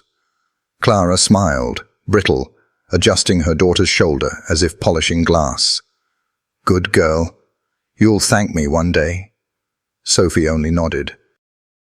That night, Sophie sat on her bedroom floor, the lavender dress draped over a chair. Her body still ached, but she clutched crayons and a notebook like armor. She drew herself beneath stage lights, sequined dress bright, arms bruised in gray and blue wax. Around her, smiling faces applauded, blind to what they didn't see. On the next page, she sketched 2 figures. Clara, tall, with one stick hand clutching her shoulder, and Sophie, smaller, eyes wide. Above them, she scrawled in shaky block letters, "Smile." Her throat tightened as she hid the drawings deep inside a toy chest. burying them beneath a teddy bear and forgotten dolls. It was her only safe voice. At her window, rain streaked the glass like tears. Down the block, Nathan's cruiser sat in the shadows. Sophie couldn't see him, but Coda's amber eyes glowed faintly against the glass, fixed on her house. For a moment, her chest loosened. Someone was watching. The next evening, the house felt different, tighter, darker. The metronome on the piano ticked like a hammer inside Sophie's skull. "Again," Clara commanded. Sophie sang, voice wavering. The slap came suddenly, cracking across her cheek. She staggered, clutching the bench. "You will not embarrass me," Clara hissed. "Nationals are in 3 weeks. If you fall apart, they laugh at me too." Tears blurred the notes. Clara's nails dug into her arm. "Don't say you're tired. The world doesn't stop for little girls who can't keep up." Sophie bit her lip, nodding quickly. Clara shoved her back toward the keys. Again. Her song dissolved into sobs disguised as notes. When her voice finally broke, Clara slammed the piano lid down, the bang making her flinch. "You think fainting is hard? If you don't win, they forget you. They forget me." Everything was wasted. Sophie whispered, "No, Mama." Clara's grip shook her shoulders. "Then prove it." No more crying. She shoved her toward the stairs, locked her in the bedroom, and left her pressing her palms against the door, whispering, "I don't want to be a star." Downstairs, Clara poured wine with trembling hands, telling herself it was necessary that Sophie would thank her. But the reflection in the window stared hollow-eyed back. Outside, Coda's ears pricked. He barked once, sharp and urgent. Nathan looked up from his patrol log, heart sinking. Again, the same house. Again, the same pull. He placed a hand on the dog's neck. "I know, boy. I know." And he did.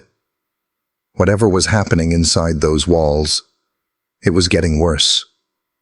The night was clear, stars steady above the town on Maple Street. Houses glowed faintly, but the street itself was hushed, its silence too perfect. Nathan guided the cruiser slowly along the familiar road, his notebook open on the seat. Increased agitation from Coda. Same house. He'd read the lines 3 times, as if repetition could turn suspicion into proof. In the back, Coda paced, nails clicking, body shifting from window to window. Nathan recognized the signs. Something was building. "You won't settle until we check, huh?" Nathan muttered. The cruiser rolled past the white shuttered house. For an instant, he thought they might pass without incident. Then Coda stiffened, hurling himself forward against the divider, barking so fiercely Nathan's ribs rattled. "Damn it!" Nathan braked, pulling to the curb. Before he could grip the leash, the shepherd exploded from the cruiser. "Coda!" he shouted, lunging after him. The dog charged up the walkway, claws clattering on the porch steps, body slamming the front door. He raked the wood, barking until the calm of the street shattered. Nathan sprinted after him, boots slipping on wet grass. He caught the leash, but Coda twisted free, pounding the doorframe, barking until his voice cracked into a growl. "Stop! Heel!" Nathan's command only sharpened the dog's urgency. Then Nathan froze. From inside, muffled but unmistakable, came a faint sob, a child's sob. His chest tightened.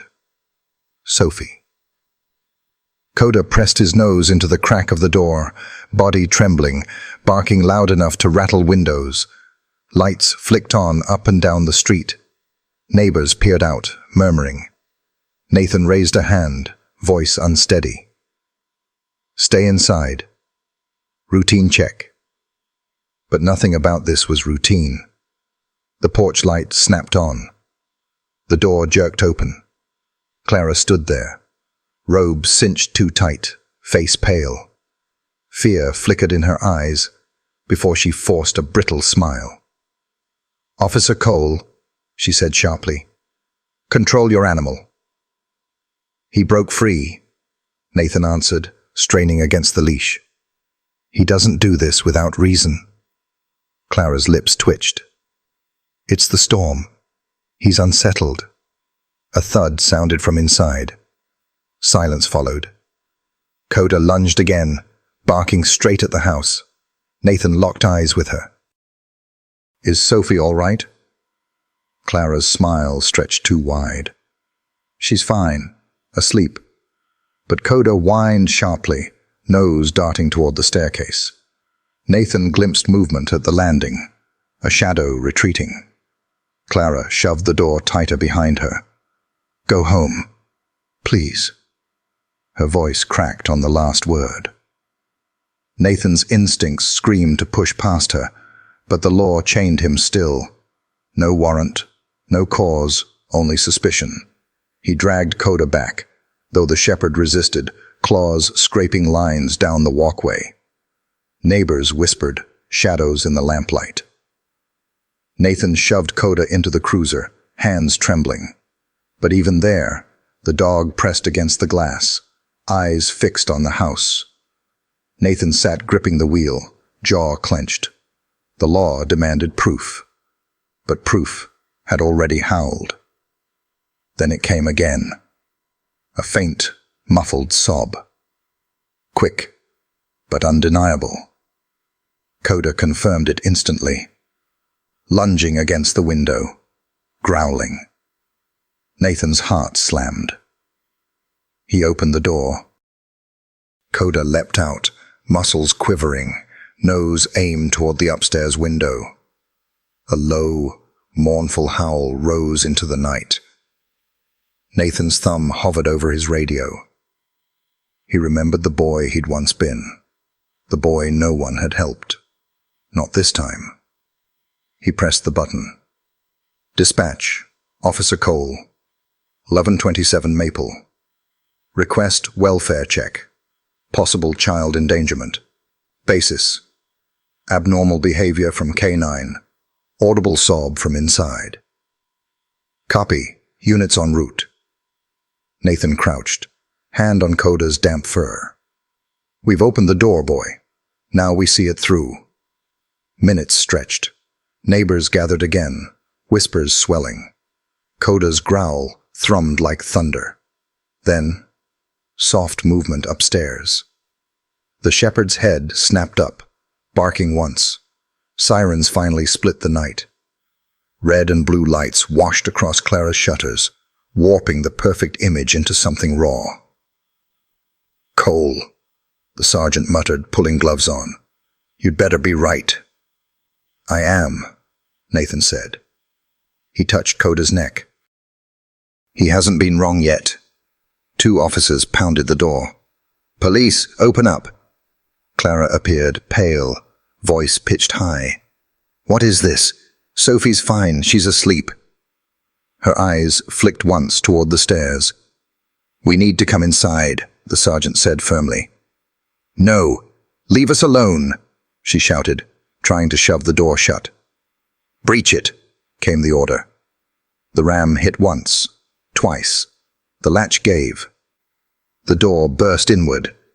Clara screamed, "She's mine!"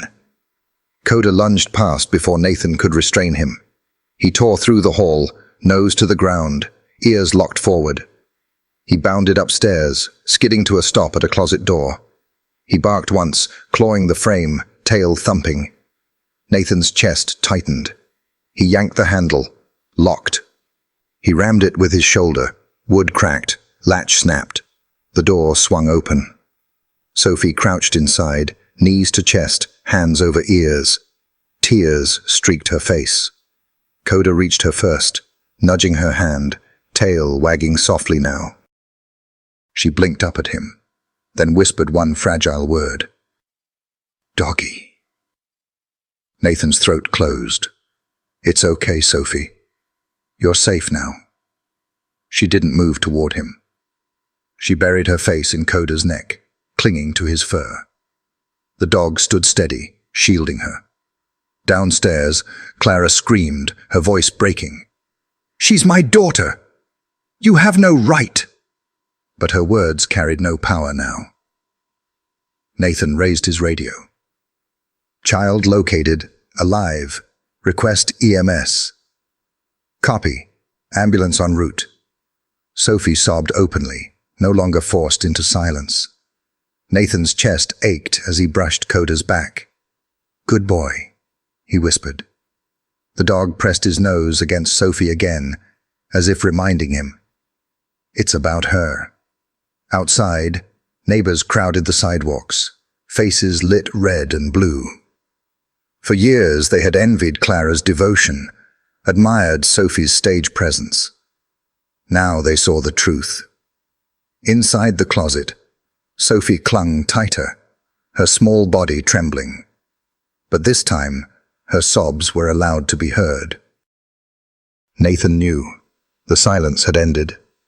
The night outside Clara's house buzzed with radios and engines. Neighbors clustered on porches, whispers cutting through the drizzle. Red and blue lights washed across the white shutters that had hidden too much for too long. Nathan walked beside the paramedics as they carried Sophie out. A thin blanket wrapped her trembling frame. Her wide eyes darted from stranger to stranger, unblinking, as if afraid she'd be pulled back into the shadows. Coda padded alongside the stretcher, body brushing the metal rails, gaze locked on the girl. Her pale hand slipped from the blanket and tangled in his fur, clinging tight as though letting go meant falling back into Clara's world. "Easy, sweetheart," a paramedic murmured, reaching for her wrist. Sophie jerked away, burying her face in Coda's neck. The medic froze. Nathan's voice was low, steady. "Let him stay. She trusts him." After a pause, the man nodded. They slid the stretcher into the ambulance. Coda leapt up without hesitation, settling at Sophie's side. He lay pressed against her, half shield, half anchor. Nathan climbed in, the doors shutting out the chaos outside. Inside, the air smelled of antiseptic and steel. Machines beeped softly as the medics worked. Blood pressure cuffs, stethoscopes, gauze. Sophie ignored it all. Her world narrowed to the shepherd's chest, rising steady against her cheek. Nathan watched from across the aisle. Children often clutched toys after trauma. Sophie had chosen something that breathed. She's dehydrated, malnourished, multiple bruises, different ages, one medic murmured. Nathan absorbed the words like blows. How many nights had she cried into silence while the world applauded her smiles? Her glassy eyes flicked to Nathan briefly, then dropped again. She curled tighter into Coda's fur. "Hey," Nathan said softly, leaning forward. "You're safe now." No answer. Just a small shift closer to the dog. Coda licked the tears from her cheek. Sophie gave a broken laugh that tumbled into another sob. But this one was free, not muffled. Nathan's throat tightened. He pressed a hand to his chest. His training had prepared him for control, not for the sight of a 6-year-old clinging to a shepherd as if he were the only solid ground left. The ambulance jolted forward. Maple Street fell away, neighbors shrinking into shadows. Inside, Sophie's breathing slowed, syncing with Coda's. A medic tried again, crouching near. "Sweetheart, can you tell us your name?" Sophie shook her head quickly, hand fisting in fur. "She'll talk when she's ready," Nathan said quietly. Right now, she's talking through him. The medic frowned. "Through the dog," Nathan nodded. "Through the dog." Silence settled, broken only by wheels on asphalt and the steady beep of monitors. At last, Sophie's eyelids fluttered shut, her fingers still knotted in Coda's coat. Nathan exhaled slowly, watching fragile hope curl around her like a second blanket. Coda's amber eyes met his, a faint thump of the tail, as if to remind him, "This is why we listen." Nathan brushed a hand across the shepherd's back. "Good boy," he whispered. "You saved her." The hospital smelled of antiseptic and lemon polish, its lights buzzing sterile overhead. On the floor in the corner lay Coda's blanket, his official spot. Sophie sat on the edge of the bed, feet dangling. The social worker crouched in front of her, voice soft and careful. "Sweetheart, you're safe here. Do you hurt anywhere?" Sophie's silence was heavy. Her hands twisted the blanket in her lap, knuckles white, eyes fixed on tile. The worker tried again. "If something's sore, just point. No one will be upset." Nothing. Sophie glanced once at Nathan, then dropped her gaze. Nathan recognized the look. Words had only ever made things worse for her. If they pushed, she would retreat. The worker sighed. "We'll give her time." Coda rose then, padding across the tile. His nails clicked softly, breaking the silence. He rested his chin on Sophie's lap. Her body stiffened, then softened. A trembling hand touched the fur between his ears. Fingers combed gently, growing steadier. Then her lips parted. Her voice was fragile, almost imagined. "Can I play outside now?" The question pierced the room. Nathan froze, breath catching. She didn't look at the adults, only at the shepherd. Coda's tail thumped once. Sophie almost smiled through her tears. She pressed her forehead into his head, hiding her face. The social worker's eyes glistened. Nathan cleared his throat. "Yes, kiddo, you can. You can play outside now." She didn't answer him directly, but she clung tighter to Coda's fur, her shoulders shaking with sobs she no longer tried to swallow. Nathan turned slightly, hiding his face. The sound cracked something in him too, pulling him back to the boy he'd once been, the boy who had prayed for someone to notice. The doctor stepped away. The social worker scribbled notes with trembling hands. Nathan stayed still, eyes on Sophie and the dog. He understood the language she spoke, the language of silence, translated by a shepherd's steady presence. Minutes passed. The monitor beeped softly. Sophie's breathing slowed again, syncing with Coda's. Nathan finally stepped closer. His voice was quiet, meant just for her. "You don't have to be on stage anymore, Sophie. You just get to be you." Her eyes flickered toward him, uncertain, then dropped back to Coda. She stroked his ear, whispering, almost inaudibly, "Doggy will come too." Another thump of the tail. Nathan's voice broke despite himself. "Yeah, he'll come." Sophie leaned into the shepherd's warmth, tears dampening his fur. The question had been asked, the answer given. For the first time in her 6 years, she was beginning to believe it. Morning broke gray over Maple Street, drizzle soaking the lawns. Engines growled as black and white cruisers lined the curb. Neighbors gathered again, slippers dark in the wet grass, staring at the house that had been their pride. Clara stood on her porch in a pressed dress, lipstick hurriedly applied. Her smile strained, her robe tied tight, as though the belt could hold together what was unraveling. "This is absurd," she called to the neighbors. "I've done nothing wrong." Her words rang hollow in the mist. Nathan watched from the curb, Coda calm but alert at his side. He had heard many denials, but Clara's was brittle, already cracked. The sergeant read the charges. "Clara Hartman, you are under arrest for child endangerment, abuse, and neglect." Gasps rippled through the crowd. Mrs. Thompson clutched her husband's arm. Mr. Green removed his cap, shaking his head. Clara's face twisted. "Ridiculous." "Oh, my daughter is gifted. Everything I did was for her future.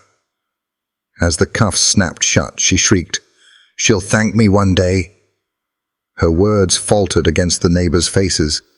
Stunned, ashamed. Mrs. Green whispered, "I should have said something." Another muttered, "We thought it was discipline. We didn't hear her cries." Clara stumbled as officers guided her down the steps. She twisted toward them, spitting venom. "She's mine. Without me, she's nothing."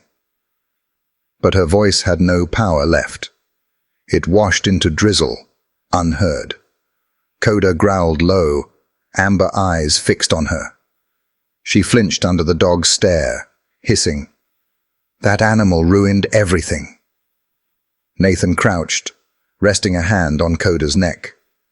His voice was calm, firm. "No. He saved her." The cruiser door shut on Clara with a heavy finality. Neighbors drifted back inside, carrying their shame. Mrs. Green lingered, whispering to Nathan, "We thought she was just strict, but I saw her faint." "I didn't—" "Silence lets it happen," Nathan said quietly. "But it ends now." She nodded, tears slipping down her cheeks. Nathan stood in the drizzle, uniform soaked, the night's weight heavy in his bones. He looked down at Coda, steady as ever. "Good boy," he murmured. "You didn't let them look away." The cruiser pulled away, red and blue fading into the grey horizon. Maple Street fell quiet again. But it was a different silence now, no longer ignorance, but reckoning. In a hospital room a few streets away, Sophie slept at last. No stage lights, no piano scales, no eyes demanding perfection. Just sleep, deep and healing, with the scent of a German shepherd's fur still on her hands. The spotlight had faded. The show was over. And for the first time, the truth was visible to all. The house on Willow Lane was nothing like Clara's. Where Clara's shutters gleamed, this porch sagged slightly, the paint chipped, toys scattered across the yard. To most, it was ordinary. To Sophie, it was another world. She stood on the porch clutching her backpack strap, her eyes wide. Beside her, Mrs. Miller crouched, voice warm. "This is your room, sweetheart. You'll share the hall with Emma and Luke. You'll be safe here." The promise hung fragile. Sophie didn't move until Nathan gave a small nod from the doorway. Behind him, Coda sat calm, amber eyes fixed on her. Sophie's hand drifted to his fur, and at the touch, she stepped inside. The house smelled of cinnamon and soap. Children's drawings covered the fridge. Sophie flinched when Emma dropped a toy in the hall. Her shoulders tightened. Her eyes darted as if bracing for Clara's voice. Mrs. Miller crouched again, gentle. "It's okay. No one here will hurt you." The first nights were hardest. Sophie lay awake in the strange bed, every creak of wood and burst of laughter down the hall, making her shrink under the covers. Clara's command still echoed, again, again. But then came the visits. Coda padded softly into her room, coat gleaming, tail sweeping the floor. Sophie sat up instantly, relief flashing across her face. She reached out, sinking her fingers into his fur. That night, she slept with one hand on his back. Soon, Coda became part of her healing. When words failed, she spoke through touch. She drew with crayons. Stick figures bruised and hunched. But now a dog stood beside them, tail wagging. At meals she nibbled cautiously, glancing to Coda for reassurance. Loud noises still made her flinch, but his steady presence kept her grounded. One afternoon, Emma and Luke raced across the backyard, chasing Bubbles. Sophie hovered at the porch, arms wrapped around herself. longing etched into her eyes, but her body frozen by Clara's old rules. Coda nudged her knee. Nathan, watching from the fence, spoke softly. "It's all right, Sophie. No one will stop you now." Emma waved. "Come on. Look, bubbles." A shimmering sphere drifted against Sophie's cheek and burst. She blinked, startled, touching the cool mist on her skin. Another nudge from Coda, and she stepped off the porch.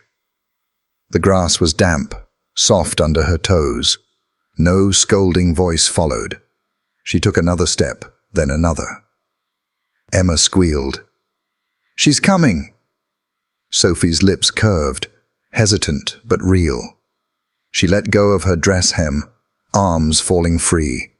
With Coda beside her, she ran. At first clumsy, her body unused to freedom. But the bubbles floated higher, laughter surrounded her, and her steps grew lighter. She reached for one, then another, and then she laughed. A small, breathless sound that startled even her. She froze, hand over her mouth, afraid. Coda barked joyfully, leaping at a bubble. Sophie giggled again, louder, the sound spilling uncontrollably. She laughed until she bent over, clutching her stomach.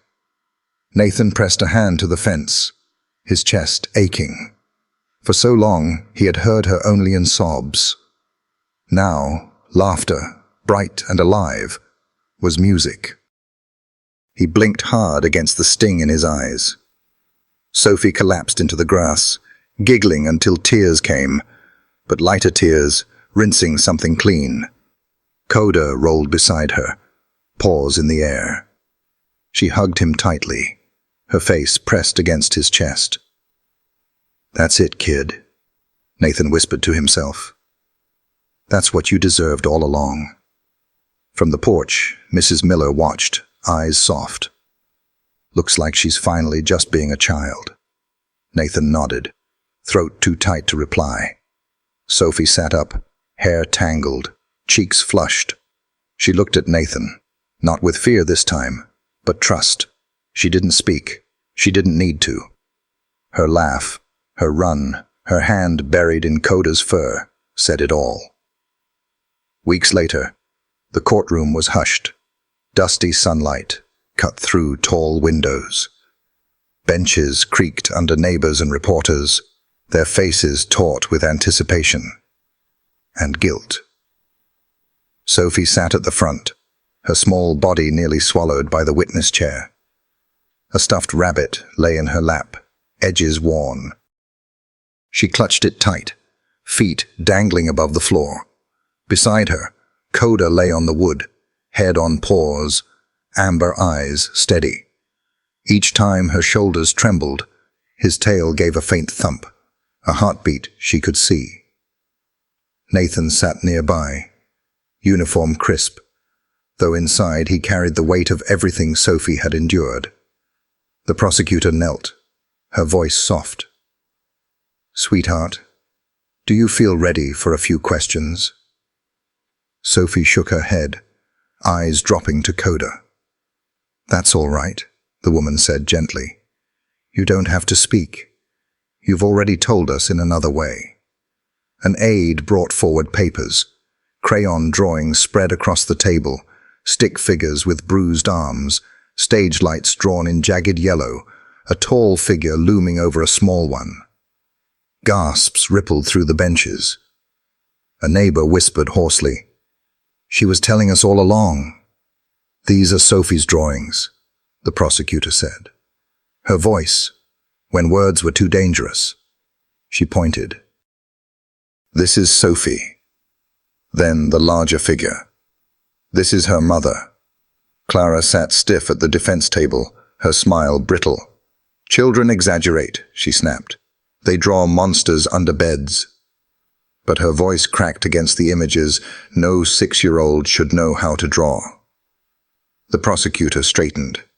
"Your Honor, we also have corroborating testimony. Officer Nathan Cole and his K-9 partner." Nathan rose, boots heavy on the wood, He glanced at Sophie, offering a nod. She gripped Coda's fur tighter, reassured. He swore in, then spoke, voice steady. I've been on patrol for nearly a decade. I've worked with Coda for 2 years. He alerts human distress, even when there are no words. That night, he fixated on Clara Hartman's house. He clawed at the door, howled, broke free of his leash to scratch at the very room Sophie was locked in. He paused, jaw tight. Coda has found people under rubble overseas. He's never once been wrong. That night he told me Sophie was in danger. The defense tried to cut in. Dogs are instinct, not evidence. The judge silenced him with a hand. Go on. When we breached the house, Nathan continued, Coda led us straight to a locked closet. Sophie was inside, trembling, bruised. She didn't call for me. She didn't have to.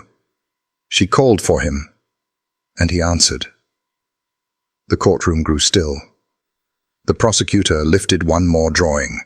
A child in a purple dress, no bruises this time, standing beside a dog with its tail wagging. Even here, she said softly, Sophie showed us who she trusted, who saved her. Sophie's eyes lifted at last. They lingered on the drawing, then on Coda. Her hand slid from the rabbit to his ear. She stroked gently, lips parting. Her voice was faint, meant only for him. Good doggy. But the microphone caught it. The whisper carried across the room. Gasps rose again. A woman in the benches began to cry. Nathan's chest clenched. He had sworn he wouldn't break, but hearing her voice here, in defense of herself, of the dog, nearly undid him. The judge leaned back, expression grave. His gavel tapped once. The evidence is clear. Clara jolted up, her voice sharp, desperate.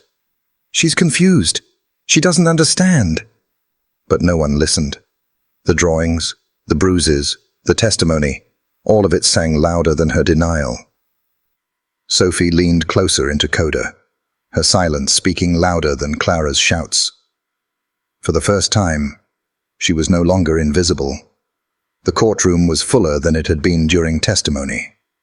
Word had spread through Maple Street, then the town beyond, and now every bench was crowded. Men sat with hats in their hands, women clutched purses in tight fists, and whispers rippled like dry leaves. The smell of old wood and paper hung thick, mingled with the quiet hum of anticipation. At the front, Clara Hartman stood rigid in her pressed dress, her hair pulled so tightly back it seemed to stretch her face into a mask. But the mask was cracking. Her eyes darted, her lips trembled, and the confident tilt of her chin wavered with each breath. She looked less like a proud mother defending her choices, and more like a woman cornered by the truth she had tried so long to bury. The judge's gavel struck once. The murmurs fell silent. Clara Hartman. His voice rang steady, measured. This court has reviewed the evidence presented, the testimony of Officer Nathan Cole, the consistent alerts of K9 Unit Coda, the medical documentation of injuries, and the drawings that spoke when the child could not. The verdict is clear. You are found guilty of child endangerment, neglect, and abuse. A ripple of sound surged through the benches. Gasps, mutters, the rustle of bodies shifting. Clara's hands tightened into fists. No, she whispered at first, then louder, her voice shaking with fury. No, you don't understand. Everything I did was for her. She was special. She was meant to shine, and I gave her that. You think bruises matter? You think tears matter? That's the price of greatness.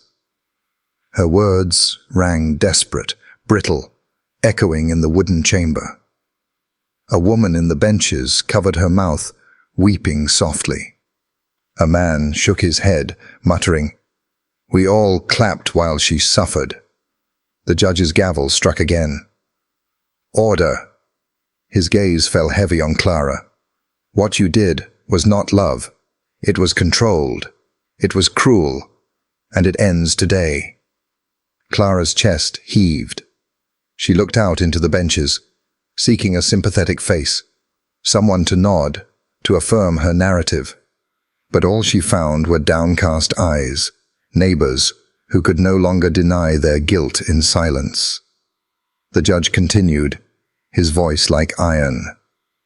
You are hereby sentenced to 15 years in state prison, with no possibility of parole for 10. During this time, custody of Sophie Hartman is permanently revoked. She will never again be under your care. The words landed like a hammer, final and undeniable. Clara's knees buckled slightly, and for the first time the mask shattered. Tears streaked down her cheeks, her voice breaking into ragged sobs. She's my daughter. You can't take her from me. She'll be nothing without me. Nathan's jaw clenched as he sat near the front. He wanted to speak, to remind her that Sophie had already been more than Clara had allowed her to be, that she had laughed in the grass, barefoot, free, but the words weren't his to give. At the side of the room, Sophie sat quietly, almost hidden by the crowd. She wore a simple yellow dress, her hair brushed neatly, but her small hands gripped tightly to the leash that connected her to Coda. The German shepherd sat close, his body pressed to her side, steady and unyielding. As Clara's cries filled the courtroom, Sophie flinched, but she did not break. She leaned into Coda instead, pressing her cheek against his shoulder. Her small fingers twisted in the leash, not out of fear, but to hold on to the anchor that had never failed her. Clara's sobs grew wilder, her voice hoarse. Sophie, Sophie, tell them. Tell them I made you strong. Tell them you love me. But Sophie didn't lift her eyes. She only pressed herself closer to the shepherd, her silence louder than any confession Clara demanded. The bailiff stepped forward, guiding Clara toward the side door. She resisted, her heels scraping against the floor. You can't do this. She's my child. Her voice cracked into a shriek. She's mine. The judge's gavel struck one final time. She is free. The words rang through the chamber, stilling everything. Clara was dragged away, her sobs fading into the hallway beyond. The heavy door closed with a dull thunk, and then the silence settled again. Sophie shifted in her seat, her grip loosening slightly on the leash. Coda turned his head, pressing his muzzle into her small hand, his warm breath grounding her. Slowly, she exhaled, her chest rising and falling with something new, relief. Nathan glanced back at her, his eyes softening. He saw the faint curve of her lips, not quite a smile, but something close. He saw the way her shoulders, once always braced for impact, now lowered just a fraction. The spotlight was gone, the stage had closed, and in its place stood a little girl, clutching the leash of a dog who had carried her out of the shadows. Justice had been served. And for Sophie, it was the first true beginning. The sun was warm that morning, spilling over Willow Lane in soft golden light. A gentle breeze carried the scent of lilacs and fresh-cut grass. It was the kind of day that seemed to promise something clean, something unbroken. Nathan stood by the cruiser parked at the curb, hands resting on his belt, watching the Millers' home from across the street. In the driveway, Sophie stood in her yellow dress, her small backpack slung over her shoulders. The straps hung loose, too big for her frame, but her posture was straighter now, not weighed down by invisible strings. Beside her, the Millers waited. Mrs. Miller with her soft smile and steady hands, Mr. Miller with his quiet patience. Emma and Luke ran circles around them, their laughter tumbling into the morning air. The house, though ordinary, glowed with the chaos and warmth of a real family. Today, it would be hers.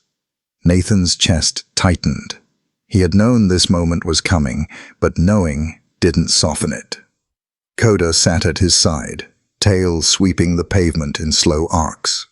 His ears twitched toward Sophie, his gaze never leaving her. The caseworker approached Nathan, clipboard in hand, her voice quiet. "It's official. Placement's permanent now. She'll stay with the Millers." Nathan nodded, swallowing against the lump in his throat.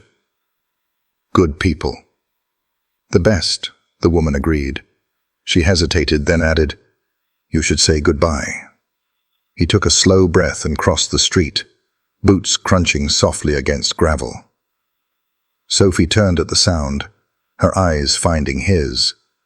For a moment, her face was unreadable, uncertain, as though goodbye might mean another door closing forever. Nathan crouched down so his eyes met hers. "Hey, kiddo." His voice was soft, steady. "Looks like you've got yourself a family." Her lips pressed together, then curved upward, small and tentative. She glanced at Mrs. Miller, who gave her an encouraging nod. Sophie stepped closer, clutching the straps of her backpack. Nathan continued, his throat tightening. "You're safe now. You don't have to be on a stage anymore. You just get to be a kid. Run, play, laugh, all the things you should have had all along." Her eyes shimmered, and she whispered, almost too soft to hear, "Thank you." Nathan reached out, brushing a strand of hair from her face. "Don't thank me. Thank him." He tilted his head toward Coda. The shepherd rose, padding forward. Sophie dropped to her knees instantly, her arms wrapping around his neck. She pressed her cheek into his fur, tears slipping silently down her cheeks. "Good doggy," she whispered, her voice trembling but sure. Coda stood steady, tail wagging slowly, his muzzle resting on her shoulder as though sealing her words into truth. Nathan looked away briefly, his eyes burning. When he turned back, Sophie was wiping her cheeks, her small hands lingering in Coda's fur. "Will I see him again?"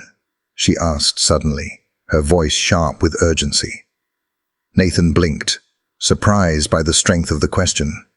He opened his mouth, closed it, then smiled faintly. "Yeah," he said softly. "You will. He's still your dog in a way. He always will be."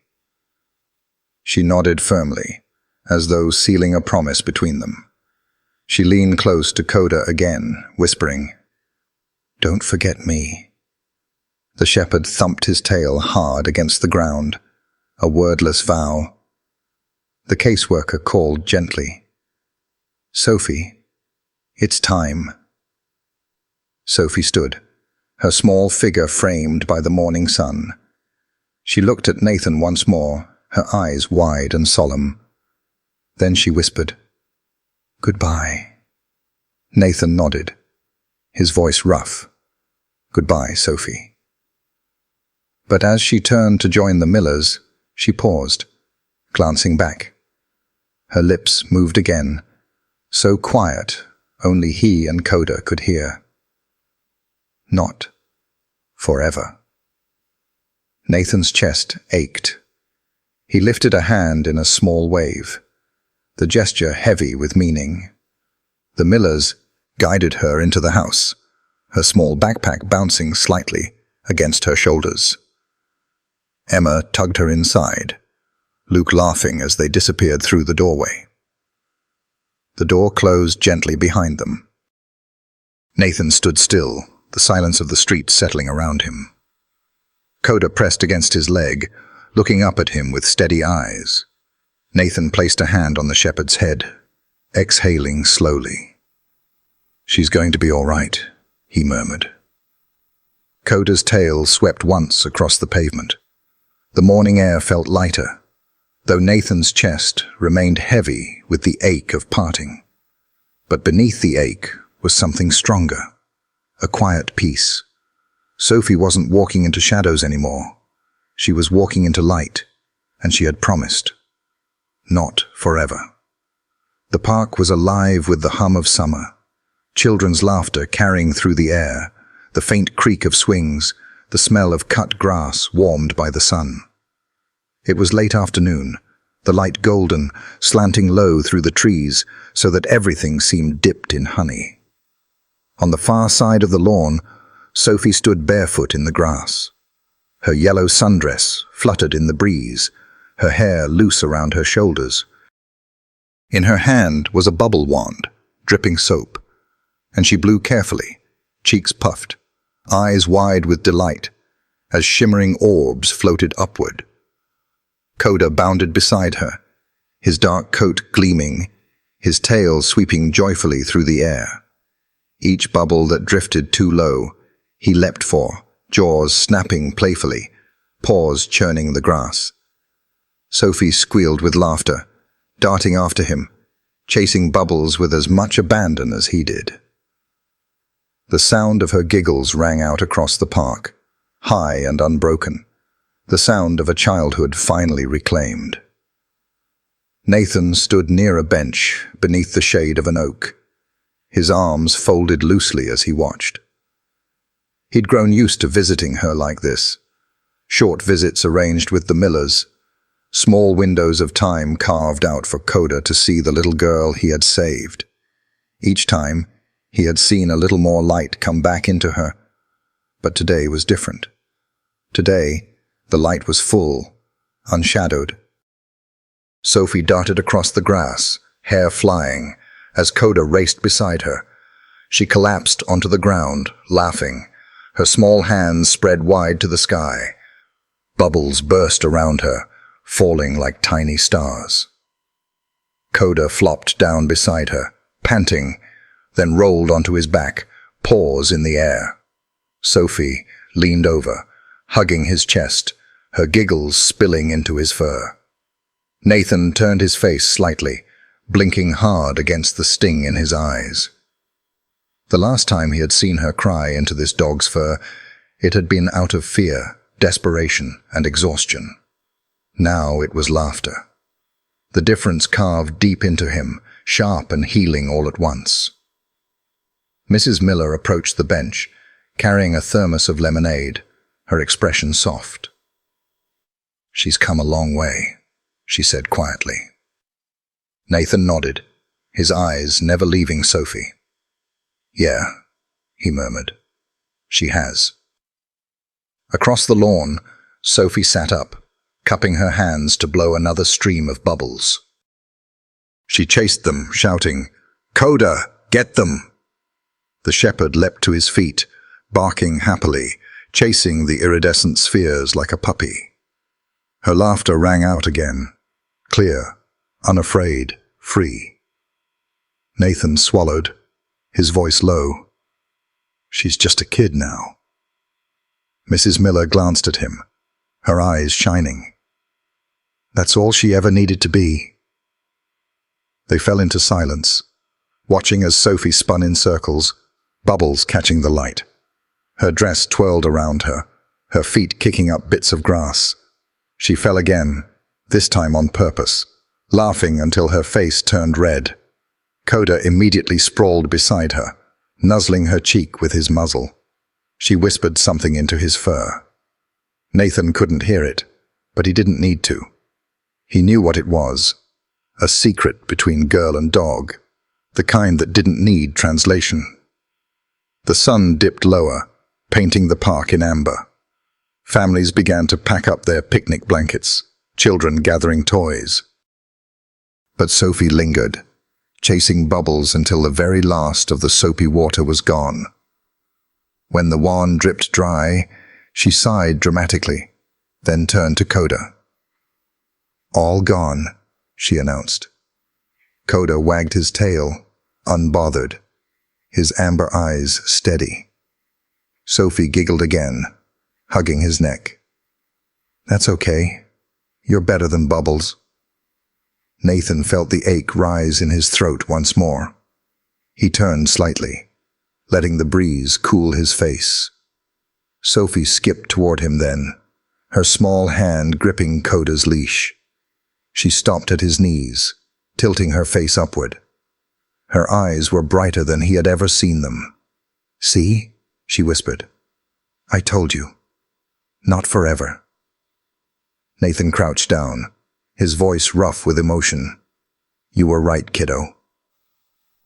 Coda pressed close to them both, his head nudging between Nathan and Sophie, as though to remind them of the bond they all shared. The three stayed like that for a moment. The officer, the child, the shepherd, bathed in golden light, bound together not by duty or circumstance anymore, but by something deeper. Sophie's giggle broke the stillness. She tugged Coda's leash gently. "Come on, let's play more." And with that, she darted back into the grass, Coda bounding after her, their laughter and barks trailing into the evening air. Nathan watched, his chest heavy and light all at once. For the first time, Sophie was not a starlet forced to shine. She was not a victim hidden behind locked doors. She was simply a little girl. And she was free. Sometimes, the greatest miracles don't come from words at all, but from the quiet loyalty of a dog who simply refuses to give up. German shepherds, and really all our four-legged friends, remind us of what it means to love without conditions, to stand by someone through their darkest nights and their brightest mornings. Their loyalty isn't loud, it's steady, and it changes lives. If you've ever felt that bond with a dog, you know it's something sacred. And if you'd like to explore ways to deepen that connection with your own companion, there's a resource I often turn to myself. It's not something you have to use, but you might find it helpful. I'll leave the link here for you to explore if you feel drawn. At the end of the day, I think what matters most is giving our dogs the same love and trust they so freely give us. Because in the end, that's what makes the journey worth it, for them and for us.